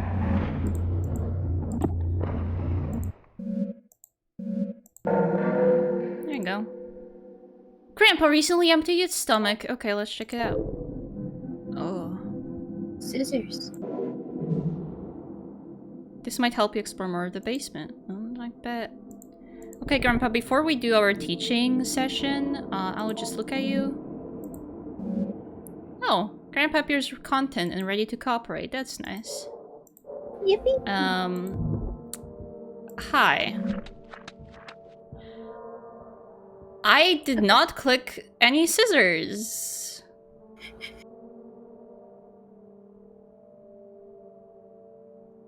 Okay. Okay, sure. I'm not sure I want to, but I guess, Yay, pus and bile! Yum! In the oily cavity, a powerful smell of rot arises and many small increed beings lay motionless and dead. However, you just barely hear the near silent slithering of something. Or maybe it's just your imagination. Ugh, it squishes! Oh, the noise. Let's clean it Squishy. up! This looks like a face a little bit. I like that. Oh, I hate it. Thank you very much. Schlorp. Schlorp. Slorp. Schlorp. Slorp. Cleaning out the ghoulies. Stop! What did the ghoulies ever do? Oh! Hi! It's that thing from PT. It is, it's the baby. Oh my god, the way it moves. Good little leg. It wriggles. It wriggles. Anthropoid Remnant 1. There's more? What? A self-sufficient animal form knit together from years of ambient thoughts left to crawl around the basement. Grandpa may enjoy the flesh. This is a thing you can feed to him? Apparently we're not supposed to give him meat, but... You've gained a conversation topic, little friends. Sure, man. Little friends. Sure, brother. Mato, remember how you were concerned about finding flesh in here? Oh. There's flesh now.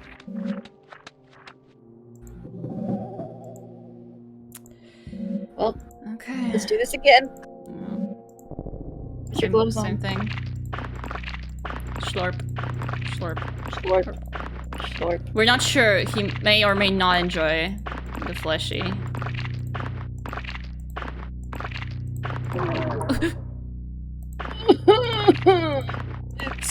It's got a mouth. It looks angry. It looks like a baby bird trying to get food.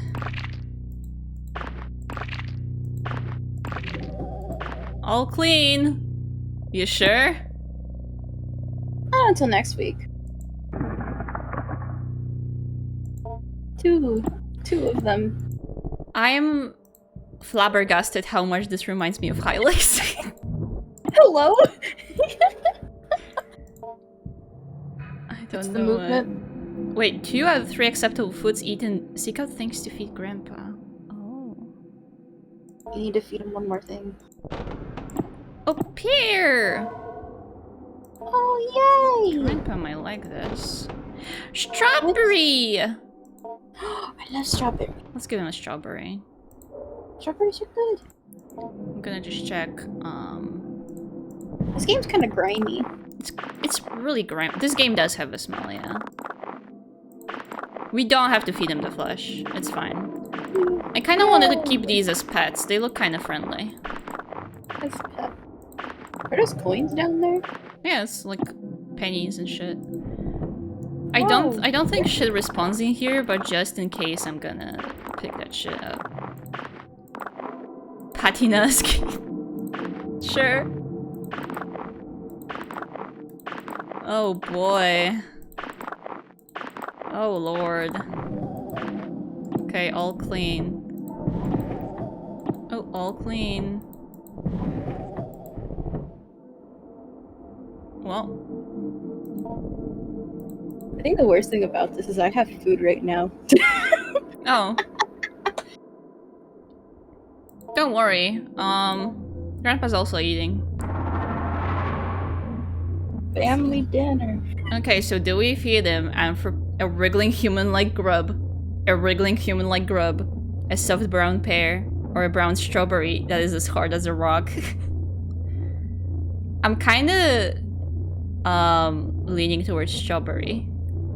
Strawberry. I like strawberries, but I'm thinking pear on this one. But you're the player.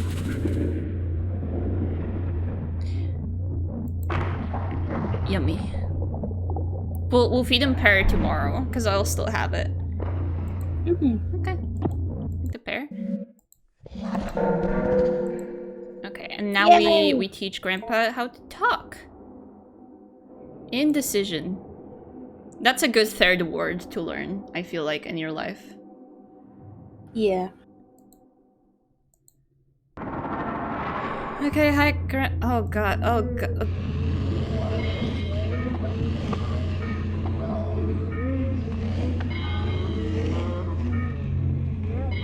You're doing such a good job, Grandpa.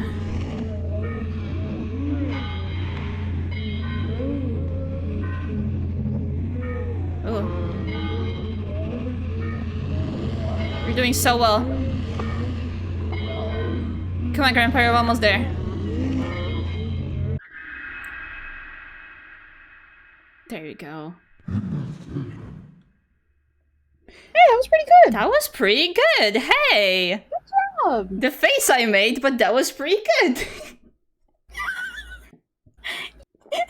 Yay! Good job. Good? Good job, Grandpa. I actually recognize the word. Really good. If you can drop a miikpal clap for Grandpa, please. He needs the positive reinforcement. Yeah. Articulation problems, possible trouble with diphthongs. What? Okay. Ow. Why did you... Why? I taught him a word. Rude. So mean. We're introducing the latest group of whiskers to more subtle social cues and testing its ability to judge mental states of participants in conversation. Useful skill to have, I guess. The semantic content that flows to whiskers via its psi field is still becoming muddled and slipped without distinction into conversation.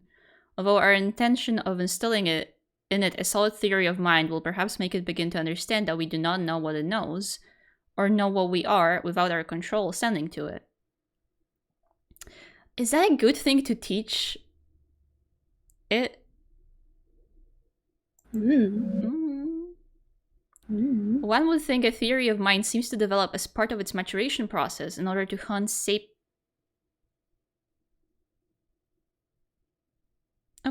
In order to hunt sapient beings, it must be able to deceive them. In order to deceive, it must be able to make certain metacognitive judgments. For example, if their deception appears to be working, or how one ought to be deceived. We may never see it develop a theory of mind anytime soon, as Dr. Hart has disallowed the cycle of whiskers growth to live into the beginning of maturity. Huh.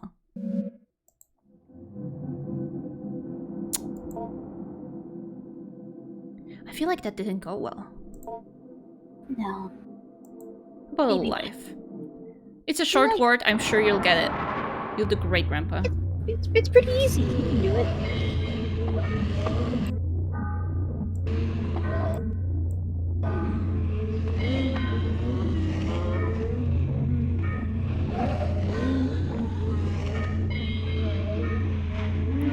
There you go, that was quick. I'm so proud of you, Grandpa. Yay. You can use more words. You know. It's good start. I'll go start somewhere. Kind of ominous sounding. Maybe we need to work on tone a little bit, Grandpa. A little bit. But you know, it's a work in progress. Yeah. Hey, words are hard. It's okay. It's okay. Well, thinking about how this thing is remarkably inhuman is one thing. But you know. At week 3 of growth number 24, Whiskers appeared to recall some information from a previous growth cycle. Oh, so it has memories now. Good. We cannot be sure that this was really the case. For all we know, what we interpreted as it recollecting this information was really it drawing semantic content from one of our recollections of it, and redeploying it with our rationality of contextualization. You're making me read such nice sentences, guys. For the sake of our safety and for the sake of scientific inquiry, we are attempting to draw out from Whiskers whether it somehow retains knowledge from previous cycles in its morphylactic nucleus. That's a word. That's great. We did not think it was possible. The nucleus, though complex and incredible in its regenerative abilities, was capable of this, and that the nerve network that grew from it made up the base of Whiskers' mind. And so we are now attempting to ask Whiskers, as best we can, if it has ever died, or what it might remember if it did.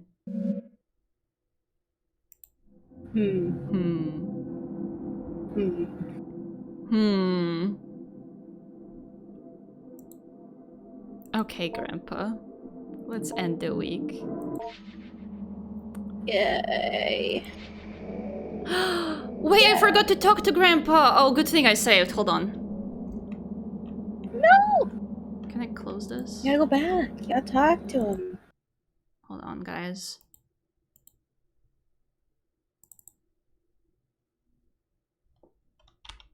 Get back here. There we go. And I gotta share it again with you. There you go. Woohoo. Can you see? Yay. Grandpa? Nice. It's loading. Okay, there we go. Continue.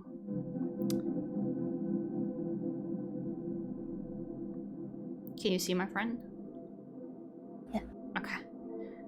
I forgot to talk to Grandpa. Good thing I saved. Let's attempt to communicate. Inner Grandpa time!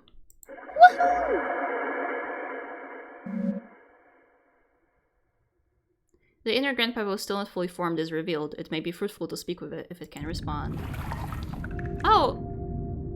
Oh, You look a you've little grown. bigger.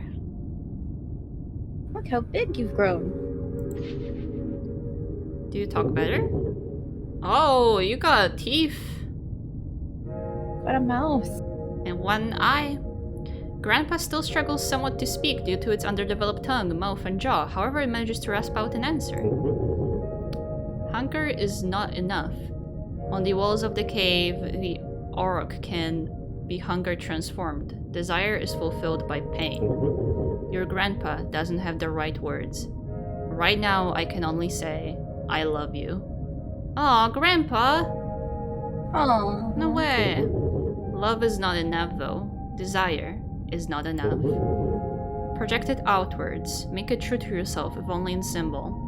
Then it will be enough. For me, and for you. Grandpa. Grandpa, Hey. that was kind of sweet. Hey, Grandpa, what about your That was- shell? Grandpa is so sweet. What the hell? Something to grow in. My skin is not the doll skin. My skin is not like your skin either. I can still feel your eyes on me inside my shell. I have many eyes to see, but I don't need them as much as I need your eyes with which I can understand as seeing me. Wait, look. I don't need them as much as I need your eyes with which I can understand as seeing me. Okay, there is a cycle of attention. You give me myself, but I'm still not that. Slowly I form a human shape, and you see me more as human, and I become that. See. Okay, interesting. Tell me about the bin. You did not tell me about the bin earlier. They kept putting me in a box, sleeping, and then set a light, and then in a box in the corner, in the darkness. Most of you couldn't read then.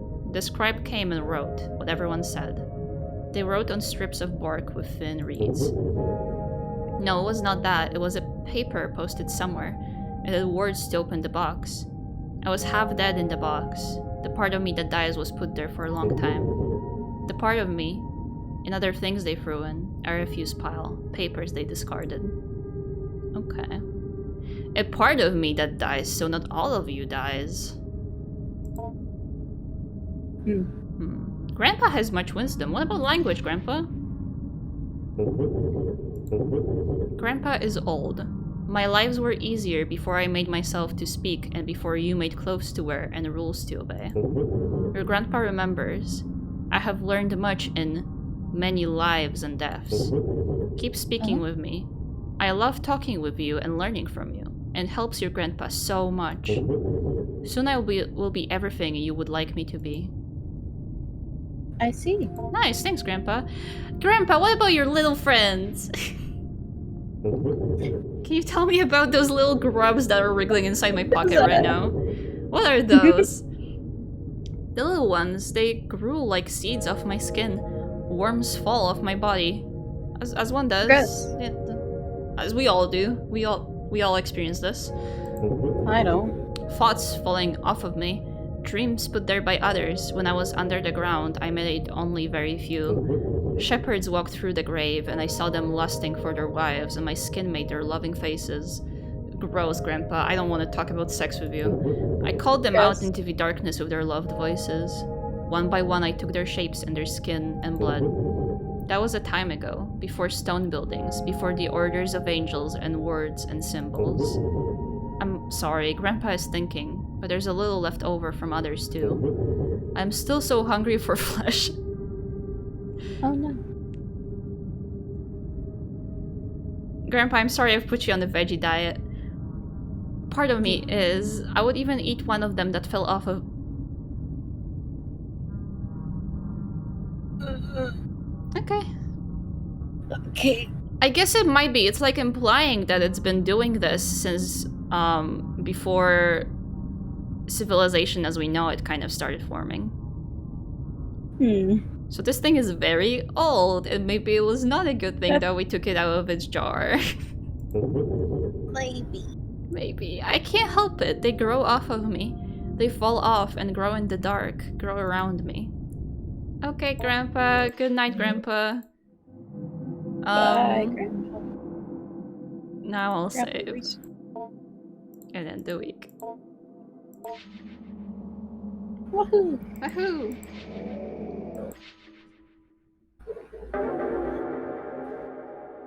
Week 4, we're getting there. Apparently on week 5, it's like fully grown, so we're getting there.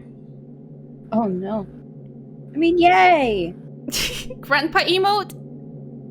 Grandpa emote! What part of him? What's your favorite part of him? You have to specify which grandpa form you would like, because we've got inner grandpa, we've got the shell, we've got the anthropoid grubs. Or whatever. You want an emote of the grubs? They have to wiggle. They have to wriggle. Inner grandpa. Grandpa could be my, like, moral guide. Like, I reach into my pocket, get out inner grandpa, and I'm like, inner grandpa, should I order the fries? And he's like, yes, you will need the sustenance in the coming days, and I'll order fries. And a big meal. Yes. Yes. Much wisdom. Inner grandpa mascot. I don't think I can do that. This is somebody's OC, technically.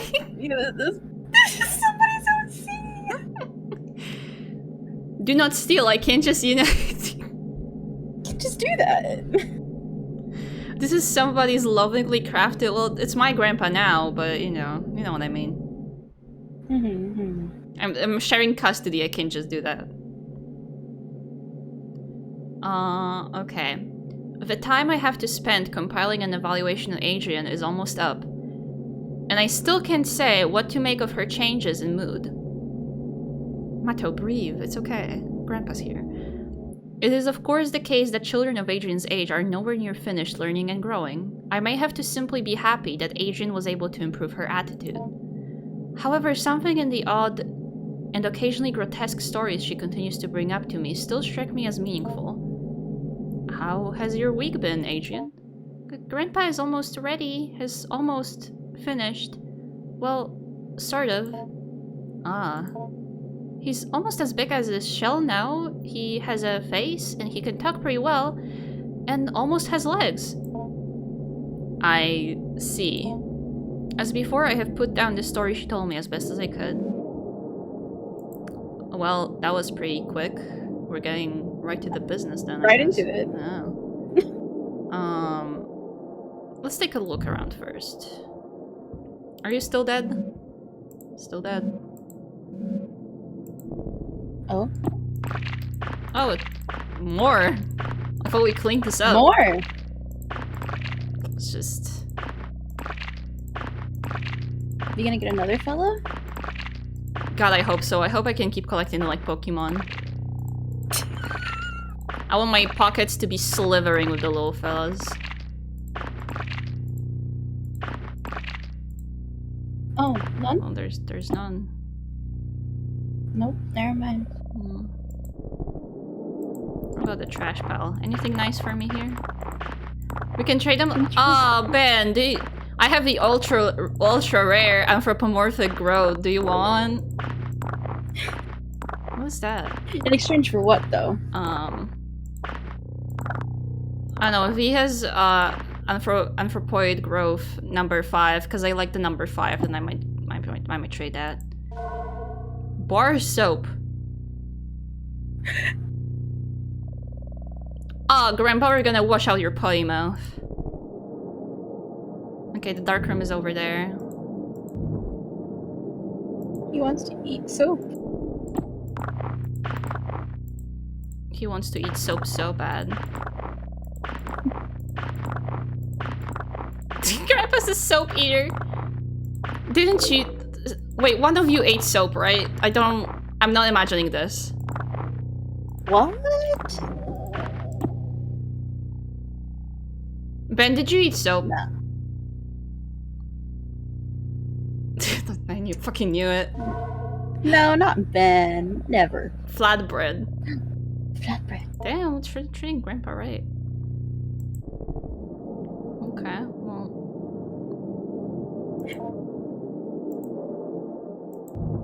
What painting? That painting, we've searched it already, though. Ah. We've seen this bulbous grove. Let's see. Bam! Bam! Bam! Bam! Bam! Ooh. Letter. Letter.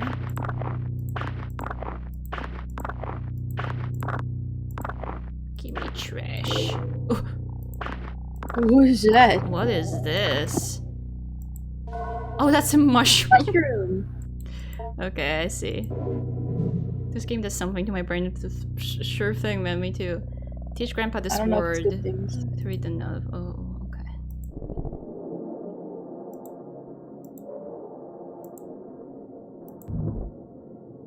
Okay, I did this trash pile. Do I have to search the drawers again? Uh-huh. I'm gonna try to speedrun. Drawing Grandpa speedrun. I think the trash piles have new things, but the drawers don't. But I'm not 100% sure. I guess they don't. Okay, I'll leave the drawers then.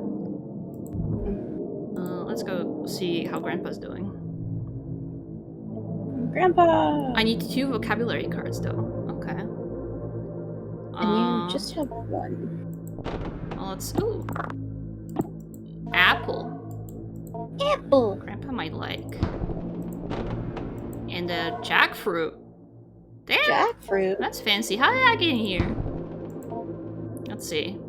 We could make a pear and an apple. We wanted pear last time, so. Pear and so seal. Okay. We gotta make Grandpa throw up again. Sorry. He needs 3 foods. Okay, let's go. Let's see Grandpa. Hi, Grandpa. Grandpa, you are sitting in a chair. Nice. Okay, let's observe. He's looking.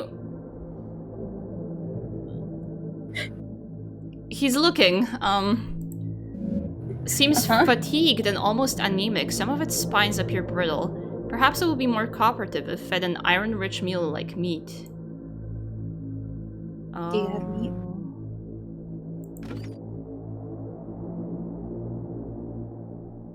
I do.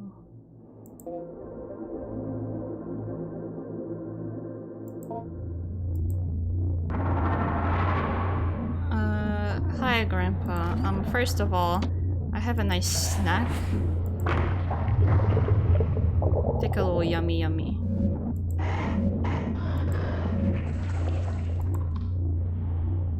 Okay, Grandpa. Now what do we feed him?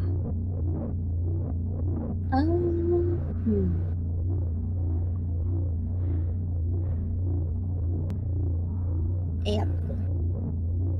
Apple? Yep. Okay. Okay.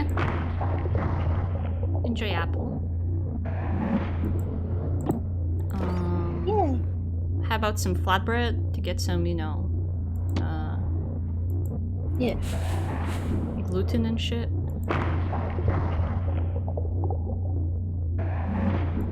Okay. And, he's kind of sick, so I feel like maybe we should. Yeah. Which one, though? Which one do you like least? Which one do I like least?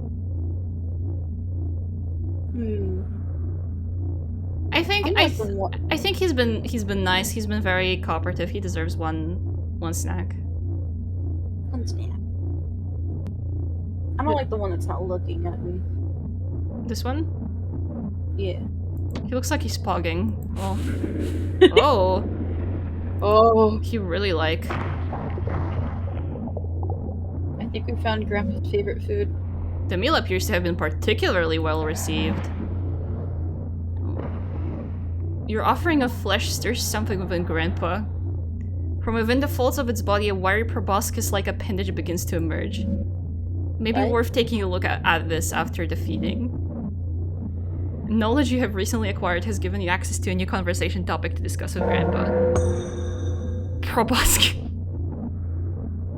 Sure, I'll ask about it. Okay. Thanks, Grandpa. Yay. Grandpa's proboscis is out. Oh, that's a... Look, it's a flashlight. It's a flashlight. I know where we can use this. Okay, oh no, we've done this. Examine proboscis. You motion to Grandpa to approach and point to the thin protuberance. Grandpa silently ambles closer to the bars and fully extended towards you. What? A minuscule needle extends from its tip. There appears to be one more thing you must give, if only for the sake of propriety. What? Oh.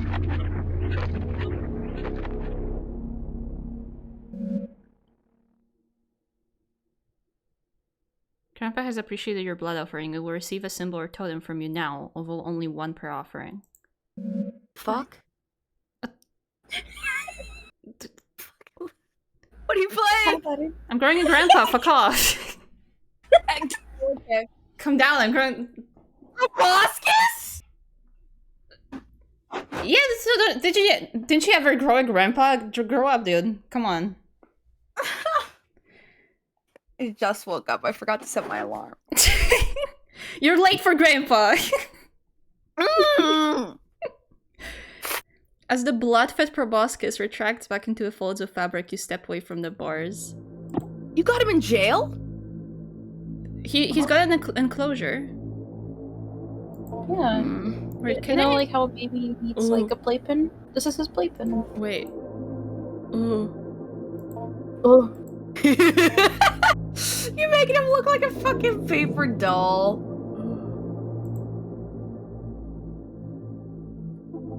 Okay. Grandpa Grandpa is accepting totems? What? Hi, Grandpa. Oh God! What? Would you like? You approach the bars and hold out the mother symbol you created. Grandpa's spines quickly reach out and envelop the doll before drawing back. The doll quickly vanishes within the folds of the grandpa's skin. I don't see what the big deal is, Butter. This is normal grandpa procedure. I wouldn't Did you never know. grow your grandpa? Haven't you ever grown a grandpa Nah. before? No, they wilted. Both of them wilted before I was born. Sorry. Oh, see, well, I've been around while my grandpas were still growing, so I kind of know the gist of it. I haven't grown a grandpa from scratch, though, so a lot of it is still Okay. new to me, but you know. I've never done it before. Yeah, we're all I'm learning. He really he liked my doll. I'm very... See, Grandpa knows about positive reinforcement, so I already know I've done a good job with him. Because he's treating me nicely. Constructing and offering your mother's image to Grandpa, symbolically sated by blood, instills you in a concrete sense of completion. Grandpa gives a soft affirming grunt as it senses deep within your mind the ritual transformation of your desire. Although Grandpa must receive both a mother and father totem before the fulfillment of your wish is assured. Oh. Oh, so I need one for that too. Okay. Hey Grandpa, I'll teach you one word, because I gotta look for the other one. Come here. Hello, Ben. Hi, Ben. I'm teaching him to speak. Ben! Hold on. Everybody's here. Hi.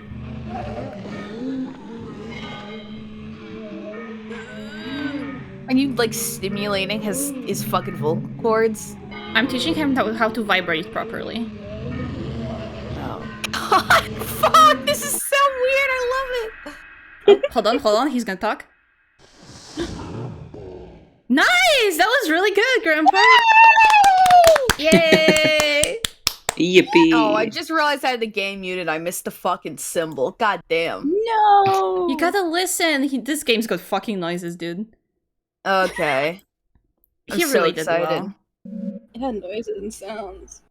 Having Do you know how long the game is? we're on the last week, so you're like seeing the fulfillment of Grandpa soon. Oh, I fuck yeah. can't wait till you see inner grandpa. Oh my god. Chori, you oh, did you go? Chori, you missed so much grandpa growing. You'll have to watch the Inner VOD, grandpa brother.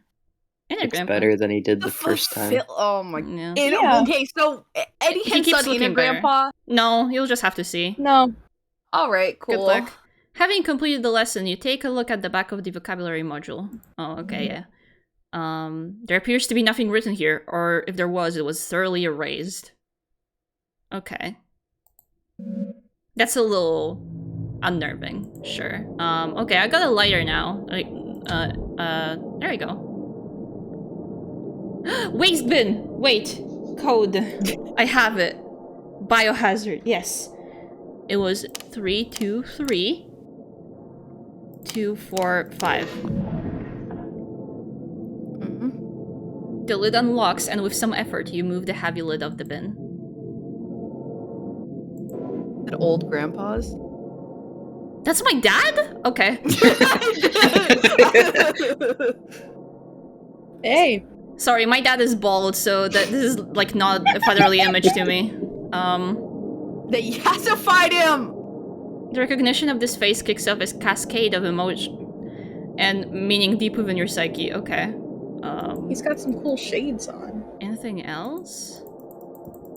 No, really. Okay. I still need. I need like a human thing, right? Because I don't have. Yeah, I don't have it. Dad.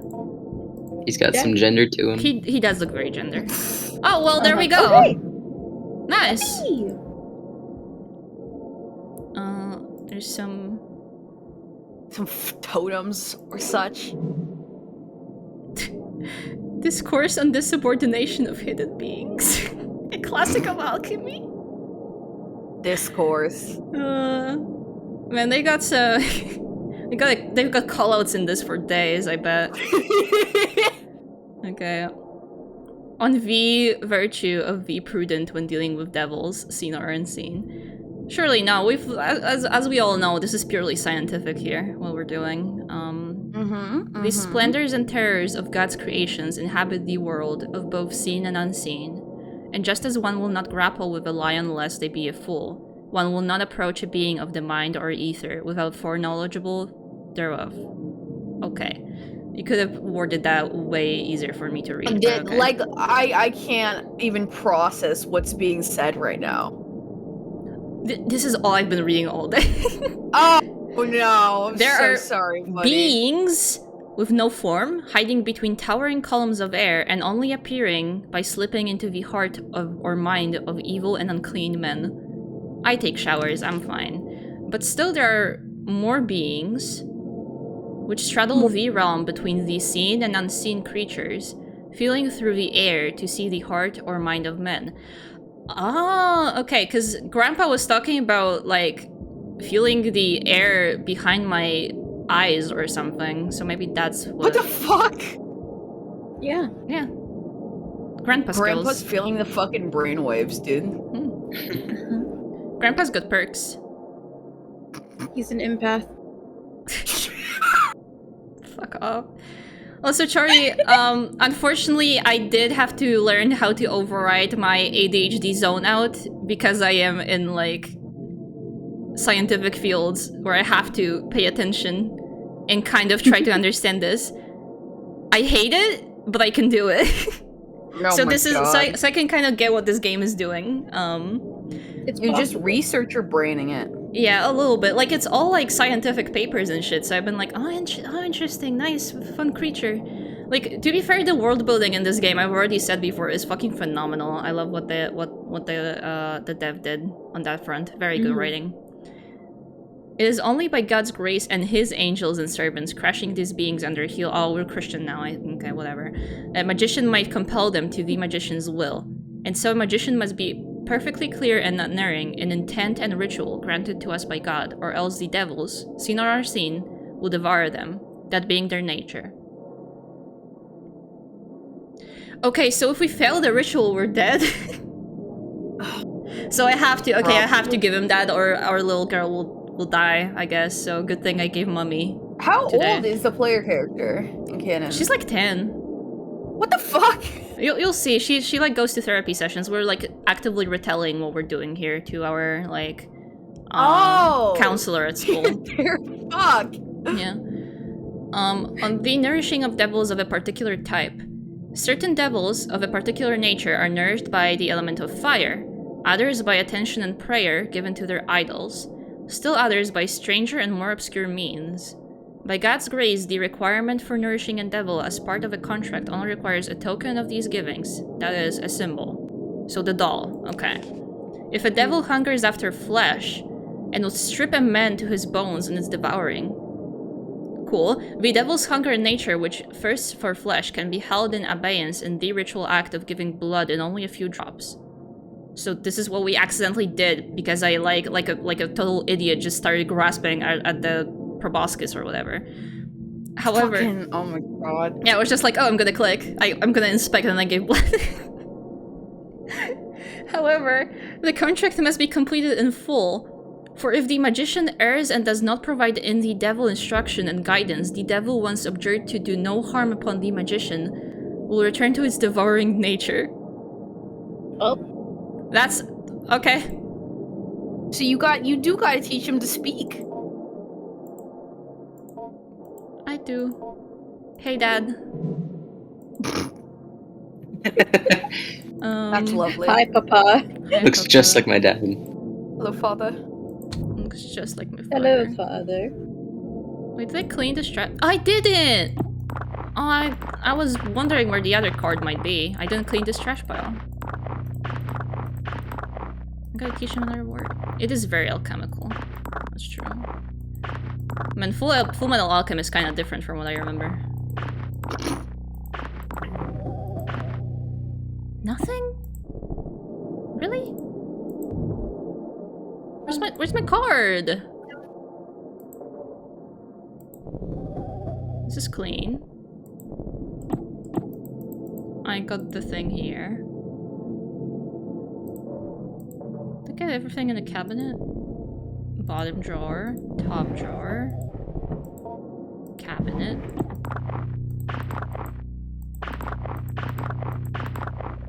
Chari, I figured all the angel talk would get to you.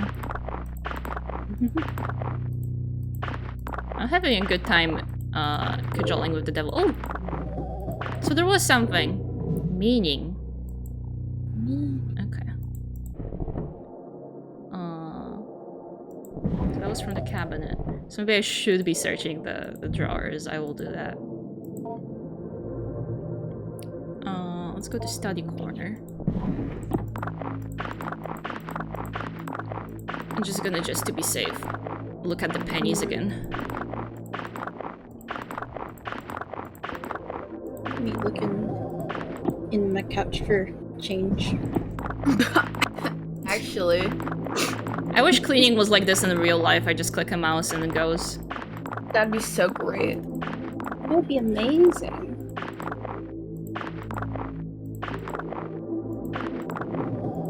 Okay, all clean and all clean. Oh, Nice little cleaning boy. let's teach Grandpa one less word then.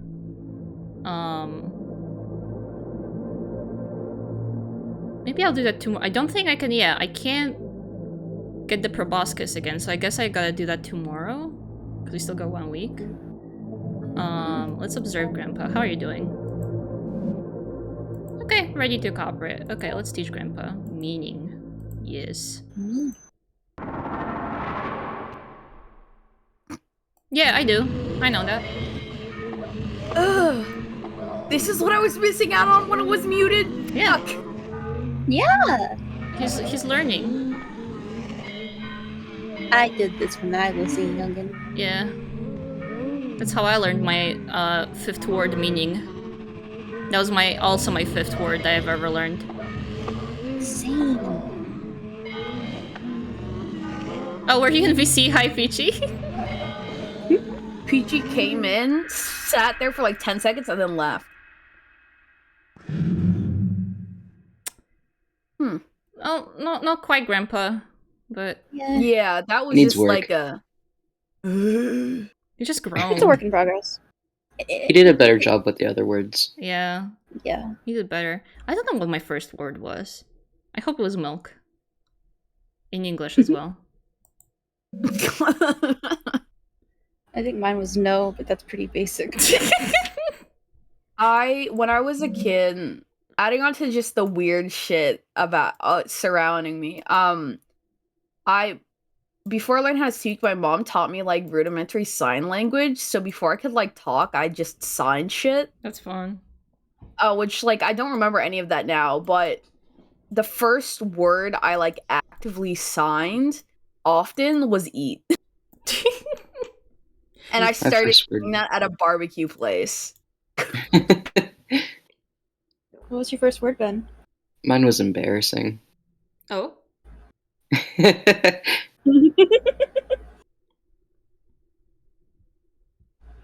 Was it really just embarrassing? Was that a word? No, it was an embarrassing word. Okay, I get you. Okay, what did they have? We further delve into abstraction with whiskers. Partially, or perhaps for the most part, for the purpose of determining the origin of its recollections that precede its death. I mean, I started talking when I was like 3. Oh, like later. Okay. You can get some interesting words out by that time. Yeah. Dr. Hart has begun to theorize that in the process of death, the structure of whiskers is compressed back into the morphalactic nucleus, and then later, upon re-establishing the nerve netting that is laced through its spines, is slowly reassembled and redeployed as needed. I do not think this is the case, for I can plainly see that for growth cycles in which whiskers is not receiving our pronunciation and vocabulary lessons, its capacity general for comprehending its environment is greatly diminished. In the simulated conversations we carry out, Whiskers struggles greatly or else does not participate. Huh. In any case, we will press on with our lessons and heed Dr. Hart's caution regarding terminating the growth cycle before Whiskers' allowed growth time passes, or if it appears to be becoming just a little too competent at appearing human.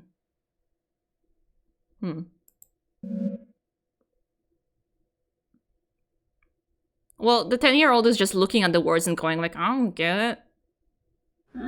I'm just reading. Okay, now we can talk to Grandpa.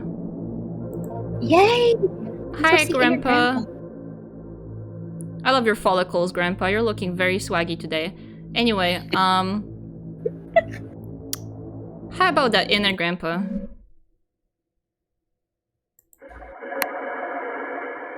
Bruh? Oh, Grandpa, you're getting bigger! He's got little fingers. Hi! Are those glasses? Did you grow glasses? Oh my god! Prescription. Wait, does he have a This tie? looks like the fucked up guy from Fallout 1. Like the mass of flesh. What's his name? Oh. Oh man. Oh, Grandpa. Whoa. Oh. Oh, Grandpa. Hi. Grandpa Yeah, his name loudly... is the Master. He's fucked up. Okay. Grandpa His loudly chin, clears the way its it moves. the chin. Oh, he's fucking talking! Ah, you're asking me about your wish? When you wished for me to come back, that's when I knew I would. Your desperation was strong, and your wish for your parents, well, if you give me what I want, I'll give you what you want. You know I love you. I am for you whatever you want, and I love you just as much as you love me. But desperation and love is not enough. People deep down know they can't get what they wish for without some transformation. There's something that sits at the root of everyone's soul that understands the separation between them and eternity. You may desire something, but you know you will not get it without some movement on your part. So it is not enough to just wish, which you know will not work. You must wish and a little more to transform your intention to something that might fructify, or for desire to become a reality. Okay, Grandpa. What about your shell, bro? Tell me about that. Ah, you're asking me about my shell. Oh, well, you see, I like to have something to grow. You know what? It's fair. Yeah, you know what? Sure, man, yeah. Something shaped like a person. It just helps to have something surrounding me when I don't have skin. My whiskers do the growing. My whiskers? Yes, you know, the hairy little things. Yeah, I've noticed. I am a part of it, and it is a part of me. However, my whiskers are what heard you wishing for me to come back, and so they went to work in the shell you provided. The shell also helps you envision me as what you desire. You have such a nice imagination. If it weren't in my shell, you'd have my whiskers exposed and knitting together my face. That might interrupt the feedback loop of my reading your desires. He's very well spoken, Grandpa. He's done a good job. Yeah. And then acting upon the desires I have read, and then once again reading your reaction. You wouldn't want that to interfered with. No, we wouldn't. The material of the doll you put down is a good fit. It's not the most comfortable, but it's quite flexible, and thankfully my shell was able to adjust nicely to my growth. Good, nice. What about the bin? Ah, you're asking about the medical waste bin. I believe it's locked up. I heard them punch it in the code many times as they placed part of burned up dying self into the bin. They often forgot what the code was and had to go check on the wall where they were always taping up sheets upon sheets of information. So much so that the new papers would cover the old. What do you think you would find in there? Well, perhaps something. They did throw trash inside from time to time. Bits of paper and so forth. I remember seeing a man who looked quite like me. His daughter had given him a photo of her new boyfriend. Oh, Dad. Young Dad. He threw it into the bin in disgust and joked with one of his colleagues.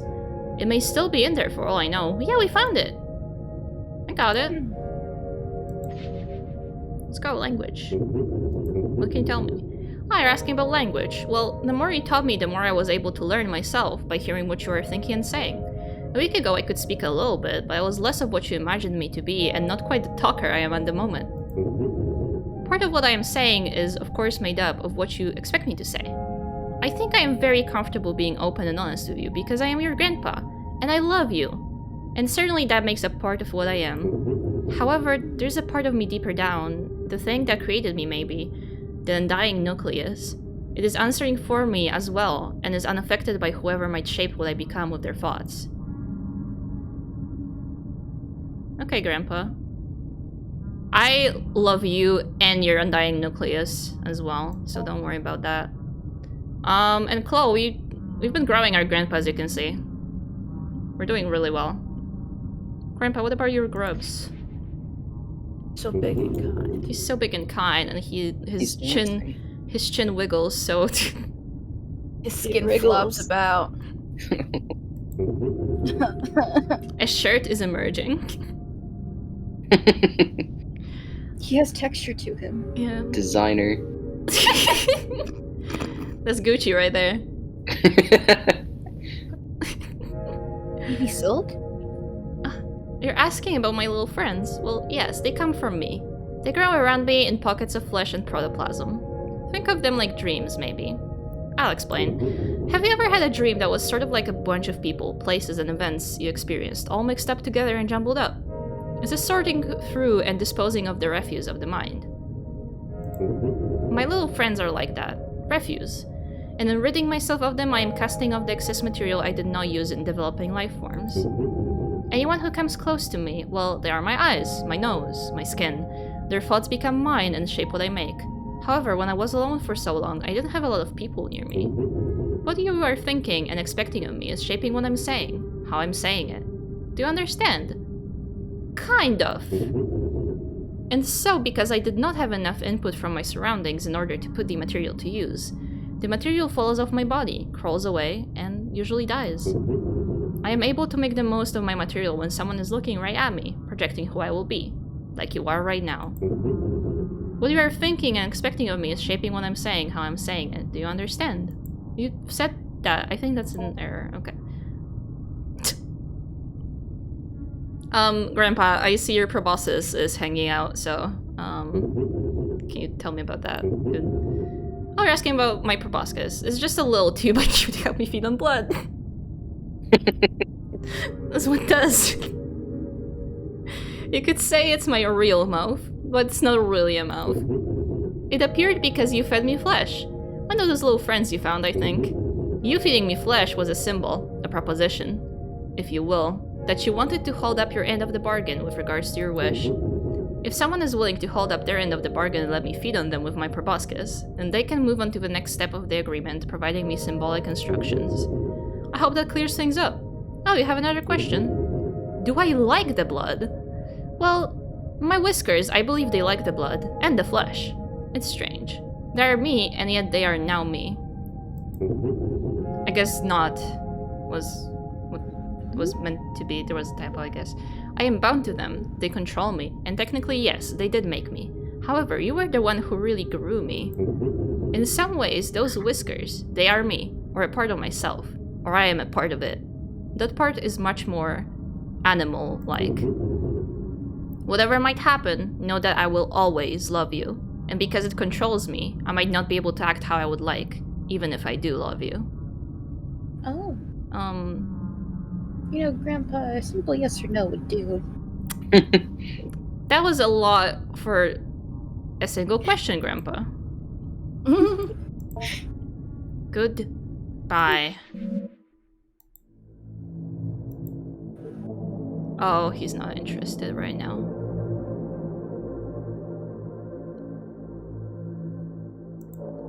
Well, I saved the game. I guess I'll end the week. Okay.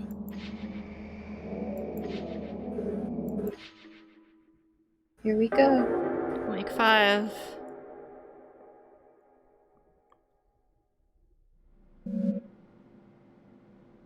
Oh. If it turns out I had to give him flesh before they told me that he needs flesh, I'm gonna be a little upset. Well, if there's multiple endings, we'll look up the other one on YouTube or something and watch before I end stream. Who could that be? Come in. Ah, Adrian, good to see you. Aren't you a little early? No matter, I suppose I have some time now. How have you been? How's your grandpa doing? That's why I wanted to talk to you. Something happened. Oh, what happened? Nothing bad, I hope. No, nothing bad, just different, I think. Maybe even good. Well, I'll tell you about it. Well, last night something woke me up. There was this noise at first. It was like... it came from the walls. I could hear it from my bedroom, but there was something else. Something calling. I could hear it just barely. I was afraid somehow Grandpa hurt himself. I had to go find out. Oh no, Grandpa! Grandpa, no! Grandpa, no! I went downstairs, and the vent, the place where I first found Grandpa, or what I grew him with, it was open. Uh-oh.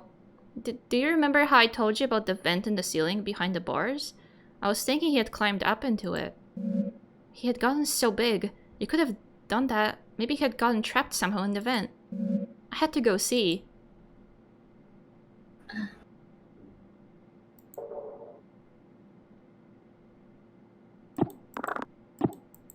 What? Okay. I got inside.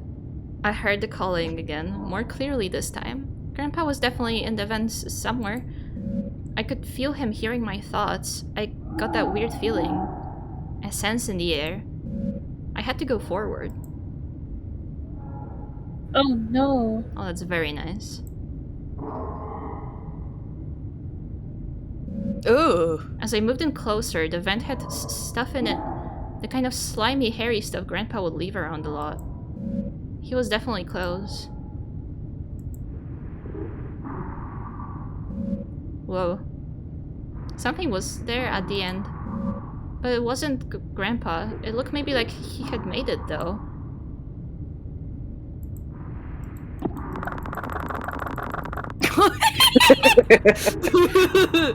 Gripping him. Guess not. It was... Tickle, tickle. Tickle, tickle. It was slumped in the corner, had a weird mouth, and it had its lungs on the outside and drew in just enough air to call out. And then it just stopped. Stopped breathing. And then something was hanging over me. Grandpa? Oh, and then I woke up in my bed. Oh. That's nice. In your bed? Adrian, it sounds like it was just quite a dreadful dream.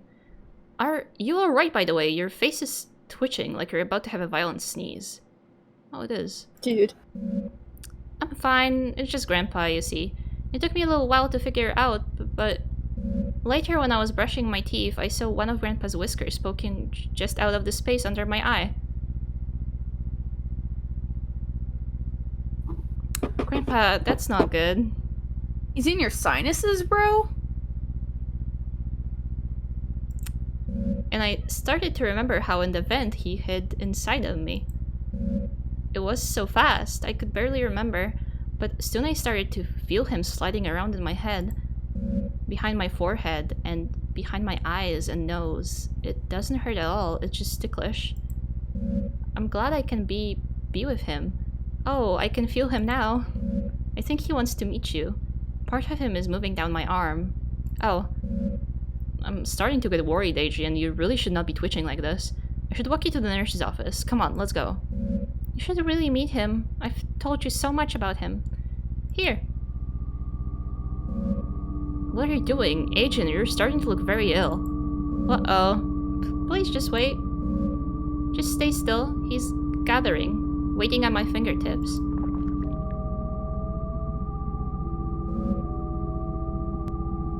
Why do you look like that? You don't have to be afraid. Look. Hi. Oh. We'll be Group Grandpa, I guess. There are two endings. Yay! You got the failure of fulfillment. Fuck! You did have to feed! I did have to feed Aw. earlier.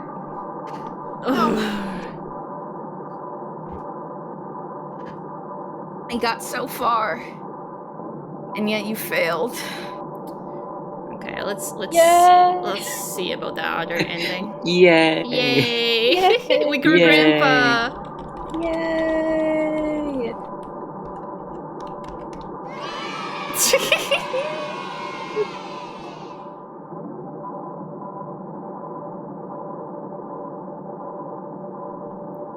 Okay, is there no commentary? Is the question. Ben! What? I saw your name.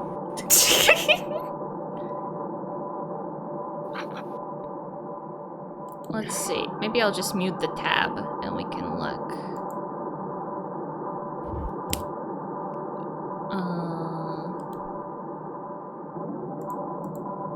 Hey, fellas. Oh, that's with talking. Ew. No. Is there talking here?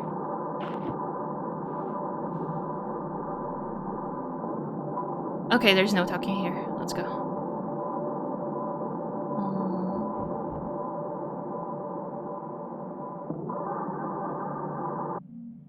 Okay, there we go. Okay. Let me put up Firefox on screen. I'll just check this out here. And then I'll let you guys see it. Let me just make sure I'm on the right tab here.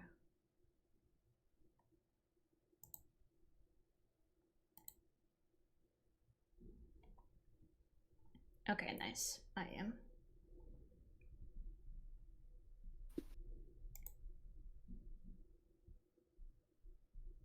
And then I can share with you guys and we can watch this. Movie time! Movie time. There we go. Yay! Okay, everybody strapped in? Yeah, I needed to feed him flesh earlier. You can also read about the contract. I guess you get this topic when you Feed him. feed him twice. Yeah. Thank you so much for completing the contract. I'll definitely help you out with your parents. Just give me a little time and I'll be ready to act. Yeah. I think you'll be very happy.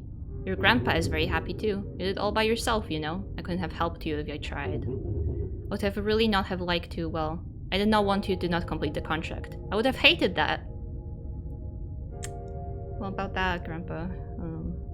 What's that? Didn't happen. But do you understand why I would have had to?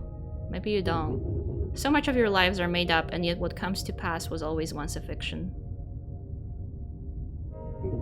You doubt yourself and your plans before they are even begun. And you believe what is in front of you as if the essence of things was not something you put there long ago.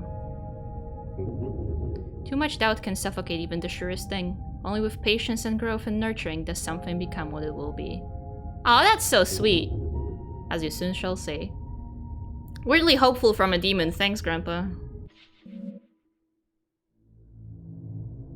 Okay, let's just skip.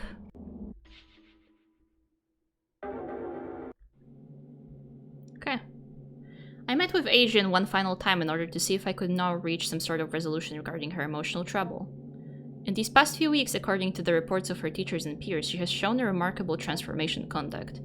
I'll also add my voice to this consensus. It seems as if in our time together, much has changed for the better. Okay. I'm not suggesting our meetings were the sole sources of her sea change. I think something has happened in her home life that has reoriented Adrian completely. She seems to suggest as much, at least in her usually esoteric way, when we last spoke.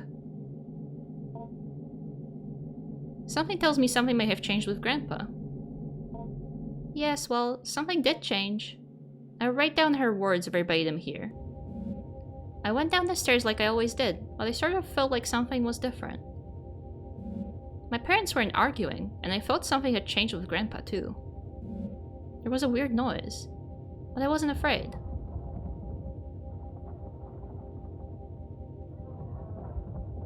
Sure noises.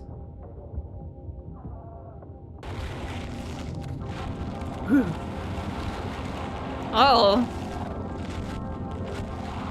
Well, that's fun. Yo, what's up, Grandpa? Grandpa, what'd you make? That's for me? Grandpa? For me? I mean, your parents. That's fun.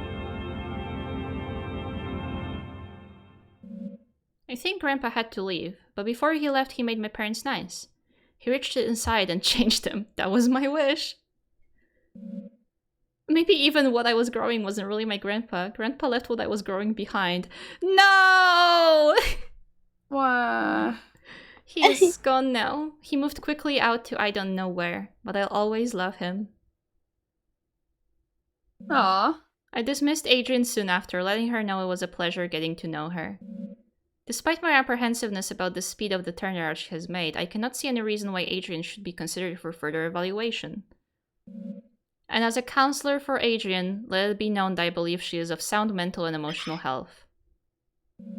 I am pleased to see things turn out this way, and if I may make a brief addendum. By happenstance, Mr. Richardson bumped into the Hart family the other day while running an errand. She told me the parents were a little odd, but very pleasant, and quite clearly they adored their child. And that she had never seen Adrian happier. Well, Aw. that's strangely nice. Yay! That was sweet. That was kind How of sweet. sweet. How sweet. Better than whatever the fuck the other ending was. Yeah. Ugh. Better than the whiskers and the child ending. Anyway, that was growing my grandpa. We did it. We grew a grandpa. Yay! And then he left. And then he left. He was a temporary grandpa. He was a temporary grandpa. You know, Oh, yeah. it's a sad truth, but grandpas do come to pass, unfortunately. So the lesson is, if you do take up a contract with a demon, fulfill it completely. Fulfill it. Like it God if you don't. But if you do, you'll be very happy. Yeah. Anyway, shorter stream today, but I just wanted to focus on this little funky little game. So I'm just gonna send you all over somewhere. Fuck knows where.